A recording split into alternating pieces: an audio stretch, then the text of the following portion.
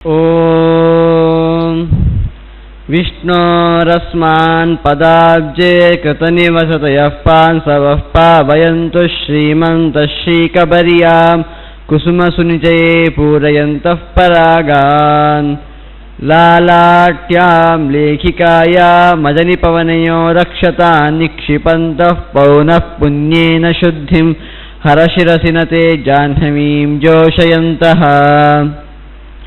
ಲಕ್ಷ್ಮೀರಕ್ಷೀಣದೀಕ್ಷಾ ಗಣಯಿತುಮನುಪಕ್ರಾಂತ ಸಂವಿದ್ಗುಣಾನಾಂ ಆನಂತ್ಯಾನಿ ಸ್ವಭರ್ತುಃ ಪದಕಮಲಕನಿಷ್ಠಾಂಗುಲಿ ಸನ್ನಖಸ್ಯ ಪಶ್ಯಂತಿ ಸಂತತಂ ಸ ನವನಮಸು ವಿಶೇಷೋಪಲಂಭೇನ ತತ್ತತ್ ಕಾಲೇ ಕೌತೂಹಲಾಬ್ಧೌ ಸುಮಹತಿ ಗಹನೆ ಗಾಹಮಾನ್ನಾವತಾನ್ನಃ ಸ್ವಾಂತಸ್ಥಾನಂತಶಯ್ಯಾಯ ಪೂರ್ಣಜ್ಞಾನರಸಾರಣಸೇ ಉತ್ತುಂಗವಾಕ್ತರಂಗಾಯ ಮಧ್ವದುಗ್ಧಾಬ್ಧಯೇ ನಮಃ ಬ್ರಹ್ಮಾಂತಾಗುರವಃ ಸಾಕ್ಷಾದಿಷ್ಟಂ ದೈವಂ ಶಿವಃ ಪತಿಃ ಆಚಾರ್ಯ ಶ್ರೀಮದಾಚಾರ್ಯ ಸಂತು ಜನ್ಮನಿ ಜನ್ಮನಿ ನಾರಾಯಣಂ ನಮಸ್ಕೃತ್ಯ ನರಂ ಚೈವ ನರೋತ್ತಮಂ ದೇವೀಂ ಸರಸ್ವತೀಂ ವ್ಯಾಸಂ ತತೋ ಜಯಮುದೀರಯೇ ತ್ರೈಲೋಕ್ಯರಾಜ್ಯಮಾಕ್ಷಿಪ್ಯ ಬಲೇರಿಂದ್ರಾಯ ಯೋದದೋ ಶ್ರೀಧರಾಯ ನಮಸ್ತಸ್ಮೈ ಛದ್ಮವಾಮನರೂಪಿಣೇ ಶ್ರೀಗುರುಭ್ಯೋ ನಮಃ ಹರಿ ಓಂ. ಅದ್ಯ ಕಥಾನುವಾದೇ ಸತಿ ಕಿಂಚಿತ್ ಪೂರ್ವಕಥಾನುವಾದಃ. ಆ ದೇವತೆಗಳ ನಡುವೆ ನಡೆದಂತಹ ಘೋರವಾದ ಯುದ್ಧವನ್ನು, ದೇವತೆಗಳು ಮತ್ತು ಅಸುರರ ನಡುವೆ ನಡೆದಂತಹ ಆ ಘೋರವಾದ ಯುದ್ಧವನ್ನು ವರ್ಣಿಸಿದರು. ಆ ಯುದ್ಧದಲ್ಲಿ ತುಂಬ ಮೊದಲಿಗೆ ಇಂದ್ರ ಬಂದ, ಅವನು ಅಮರಾವತಿಗೆ ಹೋಗಿಬಿಟ್ಟ. ಆನಂತರ ವರುಣ ಬಂದ, ಅವನು ಕೂಡ ಯಮ ಬಂದ. ಆನಂತರ ವರುಣ ಬಂದ, ಆನಂತರ ಅಗ್ನಿಯು ಬಂದ. ಎಲ್ಲರೂ ಕೂಡ ಇನ್ನು ಯುದ್ಧ ಮಾಡುವುದು ಸಾಕುವೆಂದು ತಿಳಿದು ಎಲ್ಲರೂ ಅಮರಾವತಿ ಎಲ್ಲರೂ ತಮ್ಮ ತಮ್ಮ ತಮ್ಮ ಸ್ಥಳಕ್ಕೆ ಪುನಃ ಹಿಂತಿರುಗಿದ್ರು ಅಂತ ಹೇಳಿದರು. ಆನಂತರ ಸುಖೇಶ ಅಂತ ಅಂಧಕ ಗೆದ್ದು ಬಿಟ್ಟ ಅಂತ ಹೇಳಿದರು. ಹೇಳುವಾಗ ಆ ಪುಲಸ್ತ್ಯರು ಸುಖೇಶ ಹೇಗೆ ಸೂರ್ಯನಿಂದ ಬೀಳಲ್ಪಟ್ನೋ ಆ ರೀತಿಯಾಗಿ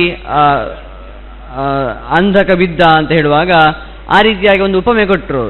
ಹಾಗಾಗಿ ಸುಖೇಶನ ಕಥೆ ಹೇಳಿ ಅಂತ ಹೇಳುವಾಗ ಆ ಸುಖೇಶನ ಕಥೆಯನ್ನು ಪುಲಸ್ತ್ಯರು ಹೇಳಲಿಕ್ಕೆ ಪ್ರಾರಂಭ ಮಾಡಿದರು. ಅಲ್ಲಿ ಮೊದಲಿಗೆ ಆ ನೀತಿ ಧರ್ಮಗಳು ಯಾವುದು ಅಂತೆಲ್ಲ ಹೇಳಿದರು. ಯಾವುದು ಯಾರ ಧರ್ಮ, ಯಾರು ಯಾವ ರೀತಿಯಾಗಿರಬೇಕು ಎನ್ನುವಂಥ ವಿಷಯಗಳನ್ನೆಲ್ಲ ಹೇಳಿದರು. ಆನಂತರ ಪುಷ್ಕರ ಎನ್ನುವ ಒಂದು ದ್ವೀಪದಲ್ಲಿ ಅಲ್ಲಿ ತುಂಬ ಪೈಶಾಚ ಕೃತ್ಯಗಳು ತುಂಬ ನಡೀತವೆ ಅಂತ ಹೇಳುವಾಗ ಆ ಪುಷ್ಕರ ದ್ವೀಪದಲ್ಲಿ ಯಾರಿದ್ದಾರೆ ಅಂತ ಹೇಳುವಾಗ ನಮಗೆ ಆ ಪುಷ್ಕರ ದ್ವೀಪದಲ್ಲಿ ತುಂಬ ನರಕಗಳು ಕಾಣಲಿಕ್ಕೆ ಸಿಗ್ತವೆ ಅಂತ ಹೇಳಿದರು. ಆ ನರಕಗಳ ಬಗ್ಗೆ ಕೇಳ್ತಾನೆ ಸುಕೇಶಿ. ಕಿಯಂತ್ಯೇತಾನಿ ರೌದ್ರಾಣಿ ನರಕಾಣಿ ತಪೋಧನಾಃ ಕಿಯನ್ ಮಾತ್ರಾಣಿ ಮಾರ್ಗೇಣ ಕಾಚತೇಶು ಸ್ವರೂಪತ. ಅಲ್ಲಿ ಆ ಪುಷ್ಕರ ತೀರ್ಥದಲ್ಲಿ ತುಂಬ ನರಕಗಳು ಉಂಟಂತ ಹೇಳಿದ್ರಲ್ವಾ, ಆ ನರಕಗಳ ಸ್ವರೂಪ ಹೇಳ್ಬೋದಲ್ವಾ, ಹೇಳ್ತೀರಾ ಸ್ವಲ್ಪ ಅಂತ. ಅದಕ್ಕೆ ಋಷಿಗಳು ಹೇಳ್ತಾರೆ, ನರಕಗಳ ಹೆಸರನ್ನು ಪಟ್ಟಿ ಮಾಡ್ತಾರೆ ಇಲ್ಲಿ. ಶೃಣುಷ್ವ ರಾಕ್ಷಸ ಶ್ರೇಷ್ಠ ಪ್ರಮಾಣಂ ಲಕ್ಷಣಂ ತಥಾ ಸರ್ವೇಷಾಂ ರೌರವಾಧೀನಾಂ ಸಖ್ಯಾಯ ದ್ವೇಕವಿಂಶತಿಃ ದ್ವೇಸಹಸ್ರೇ ಯೋಜನಾನಾಂ ಜಲಿತಾಂಗರ ವಿಸ್ತೃತೆ ರೌರವೋ ನಾಮ ನರಕಃ ಪ್ರಥಮಃ ಪರಿಕೀರ್ತಿತಃ.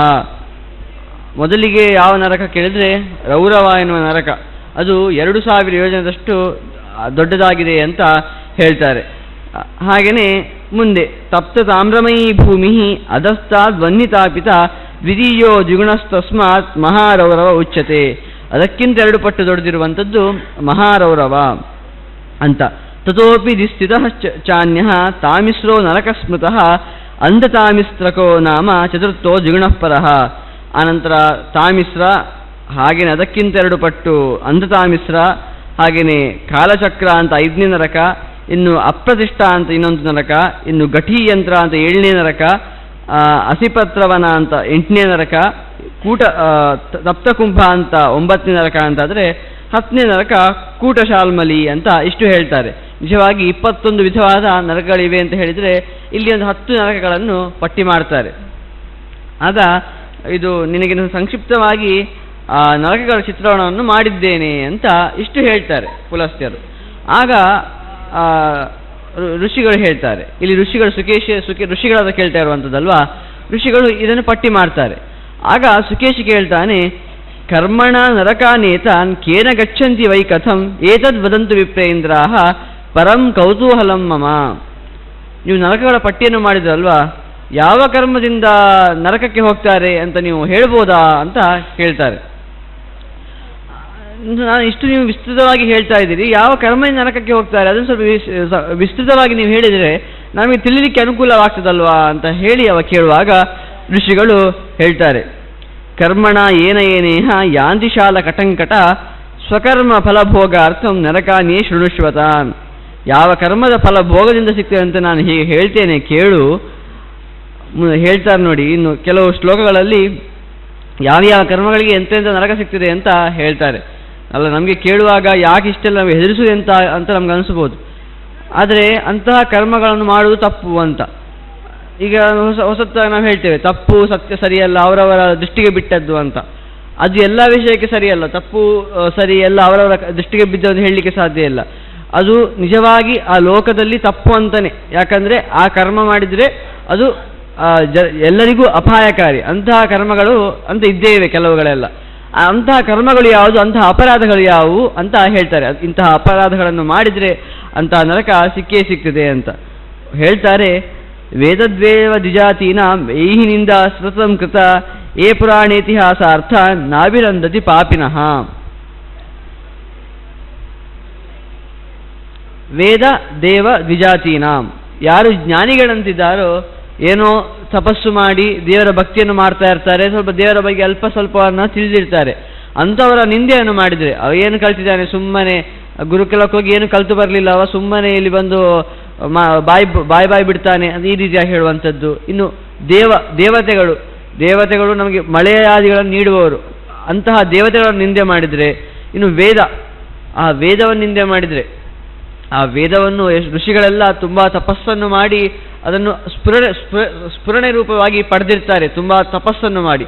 ಅಂತಹ ವೇದಗಳು ಸುಳ್ಳು ಅಂತ ಈ ರೀತಿಯಾಗೆಲ್ಲ ಹೇಳುವಂಥದ್ದು, ಅಂತಹ ವೇದಗಳಿಗೆ ಅವಮಾನ ಮಾಡುವಂಥದ್ದು, ಅಂಥವರು ಪಾಪಿಗಳಾಗ್ತಾರೆ. ಹಾಗೆಯೇ ಪುರಾಣ, ರಾಮಾಯಣ, ಮಹಾಭಾರತ ಇತ್ಯಾದಿ ಗ್ರಂಥಗಳನ್ನು ದೂಷಿಸುವವರು ಪಾಪಿಗಳಾಗ್ತಾರೆ ಅಂತ.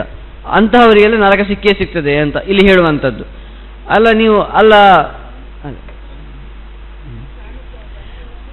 ರಾಮಾಯಣ ಮಹಾಭಾರತಾದಿ ಗ್ರಂಥಗಳಲ್ಲಿ ಕೂಡ ತಪ್ಪಿರ್ಬೋದಲ್ವಾ ಕೇಳಿದರೆ, ನಿಮಗೆ ಮೇಲ್ನೋಟದಲ್ಲಿ ಏನೋ ತಪ್ಪು ಹೇಳ್ತಾರೆ ಅಂತ ಕಾಣ್ಬೋದು. ನೀನು ಸರಿಯಾಗಿ ತಿಳಿಯದೆ ಅದರ ಬಗ್ಗೆ ಮಾತಾಡಿದೆ ತಪ್ಪು. ಮೊದಲಿಗೆ ಒಂದರ ಬಗ್ಗೆ ನಾವು ಮಾತಾಡಬೇಕಂತಾದರೆ ನಮಗೆ ಅದರ ಬಗ್ಗೆ ಸರಿಯಾದ ಜ್ಞಾನ ಇರಬೇಕು. ರಾಮಾಯಣದಲ್ಲಿ ರಾಮಾಯಣವೇ ಸರಿ ಇಲ್ಲ, ರಾಮನೇ ಸರಿ ಇಲ್ಲ, ಈ ರೀತಿಯೆಲ್ಲ ಮಾತಾಡುವಂಥದ್ದು, ಅದು ನೀನು ಅವರ ಬಗ್ಗೆ ಸರಿಯಾಗಿ ತಿಳಿಯದೆ ಮಾತಾಡ್ತಾ ಇದ್ದಿ. ಹಾಗಾಗಿ ಅಂಥವರೆಲ್ಲ ದೊಡ್ಡ ಪಾಪಿಗಳು, ಅವರಿಗೆಲ್ಲ ನರಕ ಸಿಕ್ಕೇ ಸಿಗ್ತದೆ ಅಂತ ಇಲ್ಲಿ ಹೇಳ್ತಾರೆ. ಗುರುನಿಂದಾಕರಾಯೇಚ ಮಖವಿಘ್ನಕರಾಶೇ ಧಾತು ನಿರ್ವಾರಕಾಯೇಚ ತೇಷು ತೇ ನಿಪತಂತಿ. ಇನ್ನು ಯಾರು ಆ ಗುರುನಿಂದೆಯನ್ನು ಮಾಡ್ತಾರೆ, ಯಾರು ದೊಡ್ಡವರು ಅಂತ ಇರ್ತಾರೆ, ಅಂಥವರ ನಿಂದೆಯನ್ನು ಮಾಡುವಂಥದ್ದು. ಇನ್ನು ಯಜ್ಞಾದಿಗಳು ನಡೀತಾ ಇರ್ತದೆ, ಯಜ್ಞಾದಿಗಳು ಮೂಢನಂಬಿಕೆ, ಅದನ್ನು ಮಾಡಬೇಡಿ ಅಂತ ಹೇಳುವಂಥದ್ದು. ಇನ್ನು ಧಾತು ನಿರ್ವಾರಕಾಹ, ಇನ್ನು ದಾನಗಳನ್ನು ನೀಡುವಂಥದ್ದು, ದಾನಗಳನ್ನು ನೀಡುವಾಗ ಅದನ್ನು ತಡೆಯುವಂಥದ್ದು, ಅವರಿಗೆ ಕೊಡಬೇಡಿ ಅಂತ.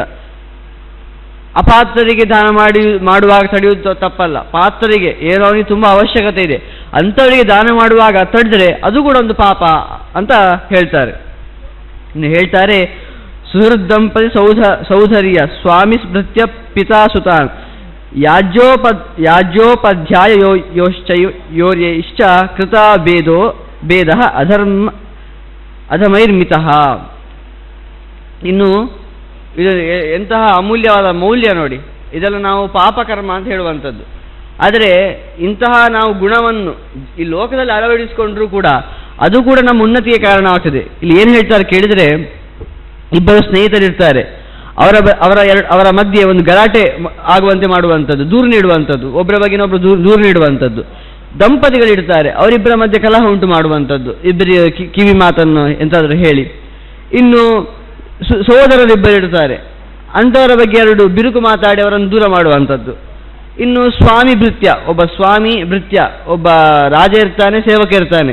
ಸೇವಕರನ್ನು ಏನು ಅವನ ಬಗ್ಗೆ ತಪ್ಪು ಅವನ ಬಗ್ಗೆ ತಪ್ಪು ಮಾಹಿತಿಯನ್ನು ನೀಡಿ ದೂರ ಮಾಡುವಂಥದ್ದು ರಾಜನಿಂದ, ಹಾಗಾಗಿ ಅವನ ಕೆಲಸವನ್ನೇ ಹಾಳು ಮಾಡುವಂಥದ್ದು. ಇನ್ನು ಪಿತಾಸುತಾನ್, ತಂದೆ ಮಗನ ಮಧ್ಯ ಗಲಾಟೆ ಮಾಡುವಂಥದ್ದು. ಈ ರೀತಿಯ ಮತ್ತೆ ಯಾಜ್ಯ ಉಪಾಧ್ಯಾಯ, ಒಬ್ಬ ಯಜಮಾನ ಇರ್ತಾನೆ, ಹಾಗೇನೆ ಪುರೋಹಿತರು ಇರ್ತಾರೆ, ಅವರಿಬ್ಬರ ನಡುವೆ ಗಲಾಟೆ ಮಾಡಿಸುವಂಥದ್ದು. ಇದೆಲ್ಲ ದೊಡ್ಡ ಪಾಪದ ಕೆಲಸ ಅಂತ ನೋಡಿ. ಇದೆಲ್ಲ ಪಾಪದ ಕೆಲಸ ಅಂತ ಹೇಳ್ತಾ ಇದ್ದಾರಲ್ವಾ. ಆ ಪಾಪದ ಕೆಲಸವನ್ನು ಮಾಡಿದ ನರಕ ಸಿಗ್ತದೆ ಹೌದು. ಆದರೆ ನಮ್ಮ ನಿಜ ಜೀವನದಲ್ಲಿ ಕೂಡ ನಾವು ಆ ರೀತಿ ಆಗಿದ್ರೆ ನಾವು ಲೋಕಕ್ಕೆ ಎಷ್ಟು ಒಳ್ಳೆ ಮಾಡಿ ಲೋಕವನ್ನು ಎಷ್ಟು ಚೆನ್ನಾಗಿ ಇಟ್ಕೊಳ್ಬೋದು. ನಾವು ಈ ರೀತಿಯಾಗಿ ಗಲಾಟೆ ಮಾಡದೇ ಇದ್ರೆ ಲೋಕವು ಕೂಡ ಆನಂದವಾಗಿರ್ತದೆ. ಹಾಗಾಗಿ ಇಲ್ಲಿ ಏನು ಧರ್ಮಗಳನ್ನು ಹೇಳ್ತಾರೋ ಅದು ದೇವರಿಗೆ ಪ್ರೀತಿ ಅದು ಇದ್ದೇ ಇದೆ, ಆದರೆ ಅದು ಲೋಕಕ್ಕೆ ಕೂಡ ಕ್ಷೇಮಕ್ಕೆ ಆಗಿರ್ತದೆ. ಇಲ್ಲಿ ಏನು ಧರ್ಮವನ್ನು ಹೇಳ್ತಾರೋ ಅದು ಲೋಕಕ್ಕೂ ಕೂಡ ಹಿತಕರ ಆಗಿರ್ತದೆ ಅಂತ ನಾವು ತಿಳ್ಕೊಳ್ಬೋದು. ಹೇಳ್ತಾರೆ, ಮರ್ಮಾಣಿಯಸ್ತು ಸಾಧೂನಾಂ ತುದನ್ ವಾಗ್ಮಿರ್ ನಿಕೃಂತತಿ ತಸ್ಯೋಪರಿ ತುದಂತಸ್ತು ತುಂಡೈರ್ತಿಷ್ಠಂತಿ ಪತತ್ರಿಣಃ. ಇನ್ನು ಯಾರು ಸಾಧುಗಳ ಅಂದರೆ ಸಜ್ಜನರಿರ್ತಾರೆ, ಅವರಿಗೆ ಅಪ್ರಬುದ್ಧವಾದ ಮಾತುಗಳನ್ನಾಡಿ ಯಾರು ಬೈತಾ ಇರ್ತಾರೆ ಯಾವಾಗ ಸಹ ಅವರೇನೂ ಉತ್ತರವನ್ನು ಕೊಡುವುದಿಲ್ಲ, ಬೈಯುವುದಿಲ್ಲ. ಆದರೆ ಅವ್ರ ಮನಸ್ಸಿಗೆ ಬೇಜಾರು ಮಾಡಿದರೆ ಕೂಡ ಉಂಟಲ್ವಾ, ಅವರು ಕೂಡ ದೊಡ್ಡ ಪಾಪಿಗಳು ಅಂತ ಹೇಳ್ತಾರೆ. ಇನ್ನು ಮಾತಾಪಿತೃ ಗುರುಣಾಂಚ ಏವಜ್ಞಾಂ ಚಕ್ರವೃದ್ಧಸಾಹ ಮಜ್ಜಂತೆ ಪೂಯವಿನ್ಮೂತ್ರೆ ಪ್ರತಿಷ್ಠೆ ಹತೋಮುಖಾಹ ದೇವತಾತಿ ಭೂತೇಷು ಭೃತ್ಯೇಷು ಅಭ್ಯಾಗತೇಷು ಚ ಅಭುಕ್ತವಸ್ಯೇಷ್ಣಂತಿ ಬಾಲಪಿತೃ ಅಗ್ನಿಮಾತೃಷು. ಇನ್ನು ಯಾರು ತಂದೆ ತಾಯಿಯರಿಗೆ ಗೌರವ ಕೊಡುವುದಿಲ್ಲ, ಅವರು ಕೂಡ ಅವರ ಮಾತನ್ನೇ ತಿರಸ್ಕರಿಸ್ತಾರೆ, ಅದರ ವಿರುದ್ಧವಾಗಿ ಹೋಗ್ತಾರೆ, ಅವರು ಕೂಡ ದೊಡ್ಡ ಪಾಪಿಗಳು, ಅವರು ಕೂಡ ನರಕಕ್ಕೆ ಭಾಜನರು ಅಂತ ಹೇಳ್ತಾರೆ. ಮತ್ತೆ ದೇವತೆಗಳು ಅತಿಥಿಗಳು ಇವರಿಗೆಲ್ಲ ಕೊಡದೆ ನಾವು ಒಂದು ಅನ್ನವನ್ನು ಊಟ ಮಾಡಬೇಕಾದ್ರೆ ಇಷ್ಟು ದೇವತೆಗಳಿಗೆ ಅತಿಥಿಗಳಿಗೆ ಅಭ್ಯಾಗತರಿಗೆ ಕೊಡಬೇಕು ಅಂತ ಇದೆ. ದೇವತೆಗಳಿಗೆ ಯಾವ ರೀತಿಯ ಕೊಡುವುದು ಅಂತ ಹೇಳಿದರೆ ತುಂಬ ಹೆಚ್ಚಿನ ಕರ್ಮಗಳನ್ನು ಮಾಡಬೇಕು ಅಂತ ನಮಗೆ ಯಥಾಶಕ್ತಿ ಮಾಡಬೇಕು. ಆದರೆ ನಮಗೆ ಕಣ್ಣಿಗೆ ಎದುರಾಗಿ ಅತಿಥಿಗಳಿಗೆ ಅಭ್ಯಾಗತರಿಗೆ ಕೊಡ್ಬೋದು, ಮನೆಗೆ ಬಂದು ಅತಿಥಿಗಳಿಗೆ ಕೊಡುವಂಥದ್ದು. ಅವರು ಬಂದರೂ ಕೂಡ ಕೊಡಲಿಕ್ಕೆ ಅವಕಾಶ ಇದ್ದರೂ ಕೂಡ ಕೊಡದಿದ್ರೆ ಉಂಟಲ್ವಾ, ಅವನು ಕೂಡ ತುಂಬ ದೊಡ್ಡ ಪಾಪಕ್ಕೆ ಅರ್ಹನಾಗ್ತಾನೆ. ಅತಿಥಿಗಳಿಗೆ ಬಂದವರಿಗೆ ಅಭ್ಯಾಗತರಿಗೆ ನೀವು ತಿನ್ನಲಿಕ್ಕೆ ಕೊಡಲೇಬೇಕು ಅಂತ. ಯಾಕೆಂತ ಕೇಳಿದರೆ ನಾವು ಒಬ್ಬರಿಗೆ ಪೂರ್ಣವಾಗಿ ಸಂತೋಷ ಎಲ್ಲಿ ಮಾಡ್ಬೋದು ಕೇಳಿದರೆ ಊಟದಲ್ಲಿ ಮಾಡಿಸ್ಬೋದು. ನೀವೆಷ್ಟು ದಕ್ಷಿಣೆ ಕೊಟ್ಟು ಕೂಡ ಇನ್ನೂ ಜಾಸ್ತಿ ಕೊಡ್ಬೋದಿತ್ತು ಅಂತ ಅನಿಸ್ತದೆ. ಆದರೆ ಊಟ ಹೊಟ್ಟೆ ತುಂಬಿದರೆ ಮತ್ತೆ ಇನ್ನೂ ಜಾಸ್ತಿ ಮಾಡಬೇಕಂತ ಯಾರಿಗೂ ಅನಿಸೋದಿಲ್ಲ. ಹಾಗಾಗಿ ನಾವು ಸಂತೋಷವಾಗಿ ಒಬ್ಬರಿಗೆ ಯಾವುದಲ್ಲಿ ತೃಪ್ತಿಪಡಿಸ್ಬೋದು ಕೇಳಿದರೆ ಊಟದಿಂದ ಮಾಡಿಸ್ಬೋದು. ಆದರೆ ಅಂತಹ ನೀವು ಅತಿಥಿಗಳಿಗೆ ಅಭ್ಯಾಸದಲ್ಲಿ ಕೊಡದೆ ತಿಂದರೆ ಉಂಟಲ್ವಾ, ಅದಕ್ಕೆ ಆಗ ಕೂಡ ನಿಮಗೆ ದೊಡ್ಡ ನರಕ ಸಿಗ್ತದೆ ಅಂತ ಹೇಳ್ತಾರೆ. ಇನ್ನು ಏಕಪಂಕ್ತಿ ಉಪವಿಷ್ಟಾನ ವಿಷಮಂ ಭೋಜಯಂತಿ ವಿಡ್ಭೋಜನಂ ರಾಕ್ಷಸೇಂದ್ರ ನರಕಂಚತೆ ವದಂತಿ ಚ. ಇನ್ನು ಒಂದೇ ಪಂಕ್ತಿಯಲ್ಲಿ ಕೂತ್ಕೊಂಡಿರ್ತಾರೆ ತುಂಬ ಜನರು, ಆ ಪಂಕ್ತಿಯಲ್ಲಿ ಭೇದ ಮಾಡುವಂಥದ್ದು, ಇವರಿಗೆ ಸ್ವಲ್ಪ ಜಾಸ್ತಿ ಹಾಕುವಂಥದ್ದು, ನಮ್ಗೆ ಬೇಕಾದವರು. ಇನ್ನೊಬ್ಬಿರ್ತ ಹತ್ತಿರದಲ್ಲಿ ಪಾಪದವೇ ಇರ್ತಾನೆ, ಅವನಿಗೆ ಸಾಕು ಅನ್ನ ಕಮ್ಮಿ ಆಗಿದೆ ಅಂತೇಳಿ ಕಮ್ಮಿ ಹಾಕುವಂಥದ್ದು, ಇದು ಕೂಡ ದೊಡ್ಡ ಪಾಪ ಅಂತ. ಅಲ್ಲಿ ಅಸಮಾನತೆಯನ್ನು ತರಬಾರ್ದು. ಪಂಕ್ತಿಯಲ್ಲಿ ಒಬ್ಬರು ಕುತ್ಕೊಂಡಿದ್ದಾಗ ಎಲ್ಲರೂ ಕೂಡ ಅಲ್ಲಿ ಅಸಮಾನತೆ ತರಬಾರ್ದು, ಎಲ್ಲರಿಗೂ ಸಮಾನವಾಗಿ ಹಾಕಬೇಕು. ನೀವು ಹಾಕದಿದ್ರೆ ಅದು ಕೂಡ ಒಂದು ದೊಡ್ಡ ಪಾಪ ಅಂತ ಹೇಳ್ತಾರೆ. ಇನ್ನು ಮಿತ್ರಛಾಯಾತ ಜನನಿ ಜ್ಯೇಷ್ಠೋಭ್ಯಾತ ಪಿತಾ ಸ್ವಸ ಜಾಮಾಯೋ ಗುರವೋ ವೃದ್ಧ ಯೈ ಸಂಸ್ಪೃಷ್ಟ ಪದಾಂಧ್ರಭಿಹಿ. ಇನ್ನು ಮಿತ್ರರ ಹೆಂಡತಿಯರನ್ನು, ಹಾಗೆಯೇ ಜನನಿ ತಾಯಿಯನ್ನು, ನಮ್ಮಕ್ಕಿಂತ ದೊಡ್ಡವರನ್ನು, ಇನ್ನು ಅಣ್ಣನನ್ನು, ಇನ್ನು ತಂದೆಯನ್ನು, ಇನ್ನು ತಂಗಿಯನ್ನು, ಹಾಗೆಯೇ ಸೊಸೆಯನ್ನು, ಇನ್ನು ಯಾರು ಗುರುಗಳನ್ನು, ವೃದ್ಧರನ್ನು, ಯಾರಾದರೂ ಕಾಲಲ್ಲಿ ತುಳಿದ್ರೆ ಉಂಟಲ್ವಾ, ಕಾಲಲ್ಲಿ ಯಾವತ್ತೂ ತಾಗಿಸಬಾರ್ದು ಅವರಿಗೆ, ಯಾವತ್ತಾದ್ರೂ ತಾಗಿಸಿದ್ರೆ ಅಂತ ಉಂಟಲ್ವಾ, ಅವರು ಕೂಡ ದೊಡ್ಡ ಪಾಪಕ್ಕೆ ಅರ್ಹರಾಗ್ತಾರೆ ಅಂತ ಹೇಳ್ತಾರೆ. ಶ್ರವಣೇಶು ನಿಕನ್ಯಂತೆ ಧರ್ಮರಾಜಸ್ಯ ಕಿಂಕರೈಹಿ ಪ್ರಪಾದೇವ ಕುಲ ರಾಮಾನ್ ವಿಪ್ರವೇಶ್ಮ ಸಭಾ ಮಠಾನ್ ಅಂತ. ಈಗ ನಮಗೆ ತುಂಬ ಸಿಗ್ತದೆ, ಈಗ ಸಿಗದಿದ್ದು ಕೂಡ ನಮ್ಮ ಇತಿಹಾಸದಲ್ಲಿ ತುಂಬ ಸಿಗ್ತದೆ ಇಂಥ ವಿಷಯಗಳು. ಏನು ಕೇಳಿದರೆ ನಮ್ಮ ಈ ದೇವ ಮತ್ತು ಒಳ್ಳೆಯ ಕುಲ ಇರ್ತದೆ, ಒಂದು ಒಳ್ಳೆಯ ಮಂದಿರ ಇರ್ತದೆ, ಹಾಗೆಯೇ ಒಂದು ಒಳ್ಳೆಯ ಜ್ಞಾನಿಯ ಮನೆ ಇರ್ತದೆ, ಗೃಹ ಇರ್ತದೆ, ಒಳ್ಳೆಯ ಸಭೆ ಇರ್ತದೆ. ಅದನ್ನೆಲ್ಲ ಪುಡಿ ವಿನಾಕಾರಣ ನೀವು ತುಂಡರಿಸಿದ್ರಿ ಅಂದರೆ ಹಾಳು ಮಾಡಿದ್ರಿ ಅಂತಾದರೆ ಆಗ ಕೂಡ ನಿಮಗೆ ದೊಡ್ಡ ನರಕ ಸಿಗ್ತದೆ ಅಂತ ಹೇಳ್ತಾರೆ. ಹೀಗೆ ಇನ್ನೊಂದು ವಿಷಯ ಹೇಳ್ತಾರೆ. ಇನ್ನು ತುಂಬ ವಿಷಯವನ್ನು ನಾವು ಸಂಕ್ಷೇಪವಾಗಿ ನೋಡ್ತಾ ಇದ್ದೇವೆ. ಇನ್ನು ಹೇಳ್ತಾರೆ, ಶರಣಾಗತಂ ಯೇ ತ್ಯಜಂತಿ ಯೇ ಚ ಬಂಧನ ಪಾಲಕಾಃ ಪತಂತಿ ಯಂತ್ರಪೀಡೇತು ತಾಡ್ಯಮಾನಾಸ್ತು ಕಿಂಕರೈಹಿ. ಇನ್ನು ಯಾರಾದರೂ ಏನೋ ಆಶ್ರಯಕ್ಕೆ ಅಂತ ಬಂದಿರ್ತಾರೆ ನಮ್ಮ ಹತ್ರ, ಏನೋ ಸಹಾಯ ಬೇಕು ಅಂತ. ಆದರೆ ಸಹಾಯ ಕೇಳಲಿಕ್ಕೆ ಬಂದಾಗ ನಾವು ಸಹಾಯವನ್ನು ಕೊಡ್ತೇನೆ ಅಂತ ಹೇಳಿ ಆನಂತರ ಅವನು ತಿರಸ್ಕರಿಸಿದ್ರು ಉಂಟಲ್ವ, ಅವನನ್ನು ನಾವೇನೋ ಸಹಾಯ ಕೊಡದೆ ನಡುದಾರಿಯಲ್ಲಿ ಬಿಟ್ಟರೆ ಉಂಟಲ್ವ, ಆಗ ಕೂಡ ನಮಗೆ ದೊಡ್ಡ ಪಾಪ ಸಿಗ್ತದೆ, ಆಗ ಕೂಡ ನಾವು ದೊಡ್ಡ ಪಾಪಕ್ಕೆ ಅರ್ಹರಾಗ್ತೇವೆ ಅಂತ ಹೇಳ್ತಾರೆ. ಇನ್ನು ಸ್ವರ್ಣಸ್ಥೇಯಿ ಚ ಬ್ರಹ್ಮಜ್ಞಃ ಸುರಾಪಿ ಗುರುತಲ್ಪಗಃ ತಥಾ ಗೋಭೂಮಿ ಹರ್ತಾರಃ ಗೋಸ್ತ್ರೀ ಬಾಲ ಹನಾಶ್ಚಯೇ.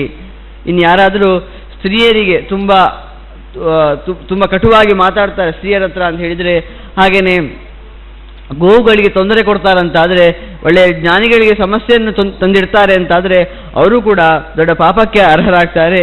ಯಾರು ಚಿನ್ನವನ್ನು ಕದಿತಾರೋ ಅವರು ಕೂಡ ದೊಡ್ಡ ಪಾಪಕ್ಕೆ ಅರ್ಹರು ಅಂತ ಹೇಳಿ, ಏತೇ ನರಾದ್ವಿಜಾಯೇ ಚ ಗೋಷು ವಿಕ್ರಯಿಣಸ್ತಥಾ ಸೋಮ ವಿಕ್ರಯಿಣೋ ಯೇ ಚ ವೇದ ವಿಕ್ರಯಿಣಸ್ತಥಾ. ಇನ್ನು ಕೆಲವು ವಿಷಯಗಳನ್ನು ವ್ಯಾಪಾರ ಮಾಡಬಾರ್ದು ಅಂತ ಹೇಳ್ತಾರೆ. ಯಾರಾದರೂ ವೇದವನ್ನು ವಿಕ್ರಯಣ ಮಾಡಿದರೆ ನಾವು ನಿಮ್ಗೆ ಇಷ್ಟು ಫೀಸ್ ಕೊಡ್ತೇವೆ, ನೀವು ಇದಕ್ಕೆ ನನಗೆ ವೇದವನ್ನು ಕಳಿಸಿಕೊಡಿ ಅಂತ. ಈ ರೀತಿಯಾಗಿ ಫೀಸ್ ನಾವು ಈ ವೇದದ ವಿಚಾರದಲ್ಲೆಲ್ಲ ತಂದರೆ ಅವರು ಕೂಡ ದೊಡ್ಡ ಪಾಪಕ್ಕೆ ಅರ್ಹರು. ಇನ್ನು ಯಾವತ್ತೂ ಸುರವನ್ನು ಕ್ರಯ ಮಾಡಬೇಕು, ಸುರವನ್ನು ಯಾವಾಗಲೂ ತಗೊಳ್ಬಾರ್ದು, ಅದನ್ನು ವ್ಯಾಪಾರದ ರೀತಿಯಲ್ಲಿ ತಗೊಳ್ಬಾರ್ದು ಅಂತ ಹೇಳ್ತಾರೆ.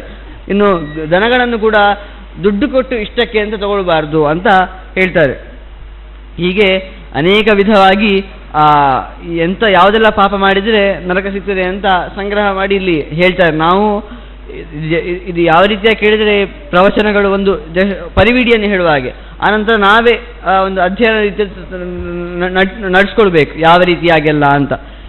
ಏನು ಯಾವುದೆಲ್ಲ ದೋಷವನ್ನು ಹೇಳಿದ್ದಾರೆ ಅಂತ ಹೇಳಿದರೆ ನಾವು ವಿಸ್ತೃತವಾಗಿ ಈ ಪುರಾಣಾದಿಗಳಲ್ಲಿ ನೋಡ್ಬೋದು. ಆನಂತರ ಒಂದು ವಿಶೇಷವಾದ ಒಂದು ವಿಚಾರಗಳನ್ನು ಇಲ್ಲಿ ಕಲೆ ಹಾಕ್ತಾರೆ.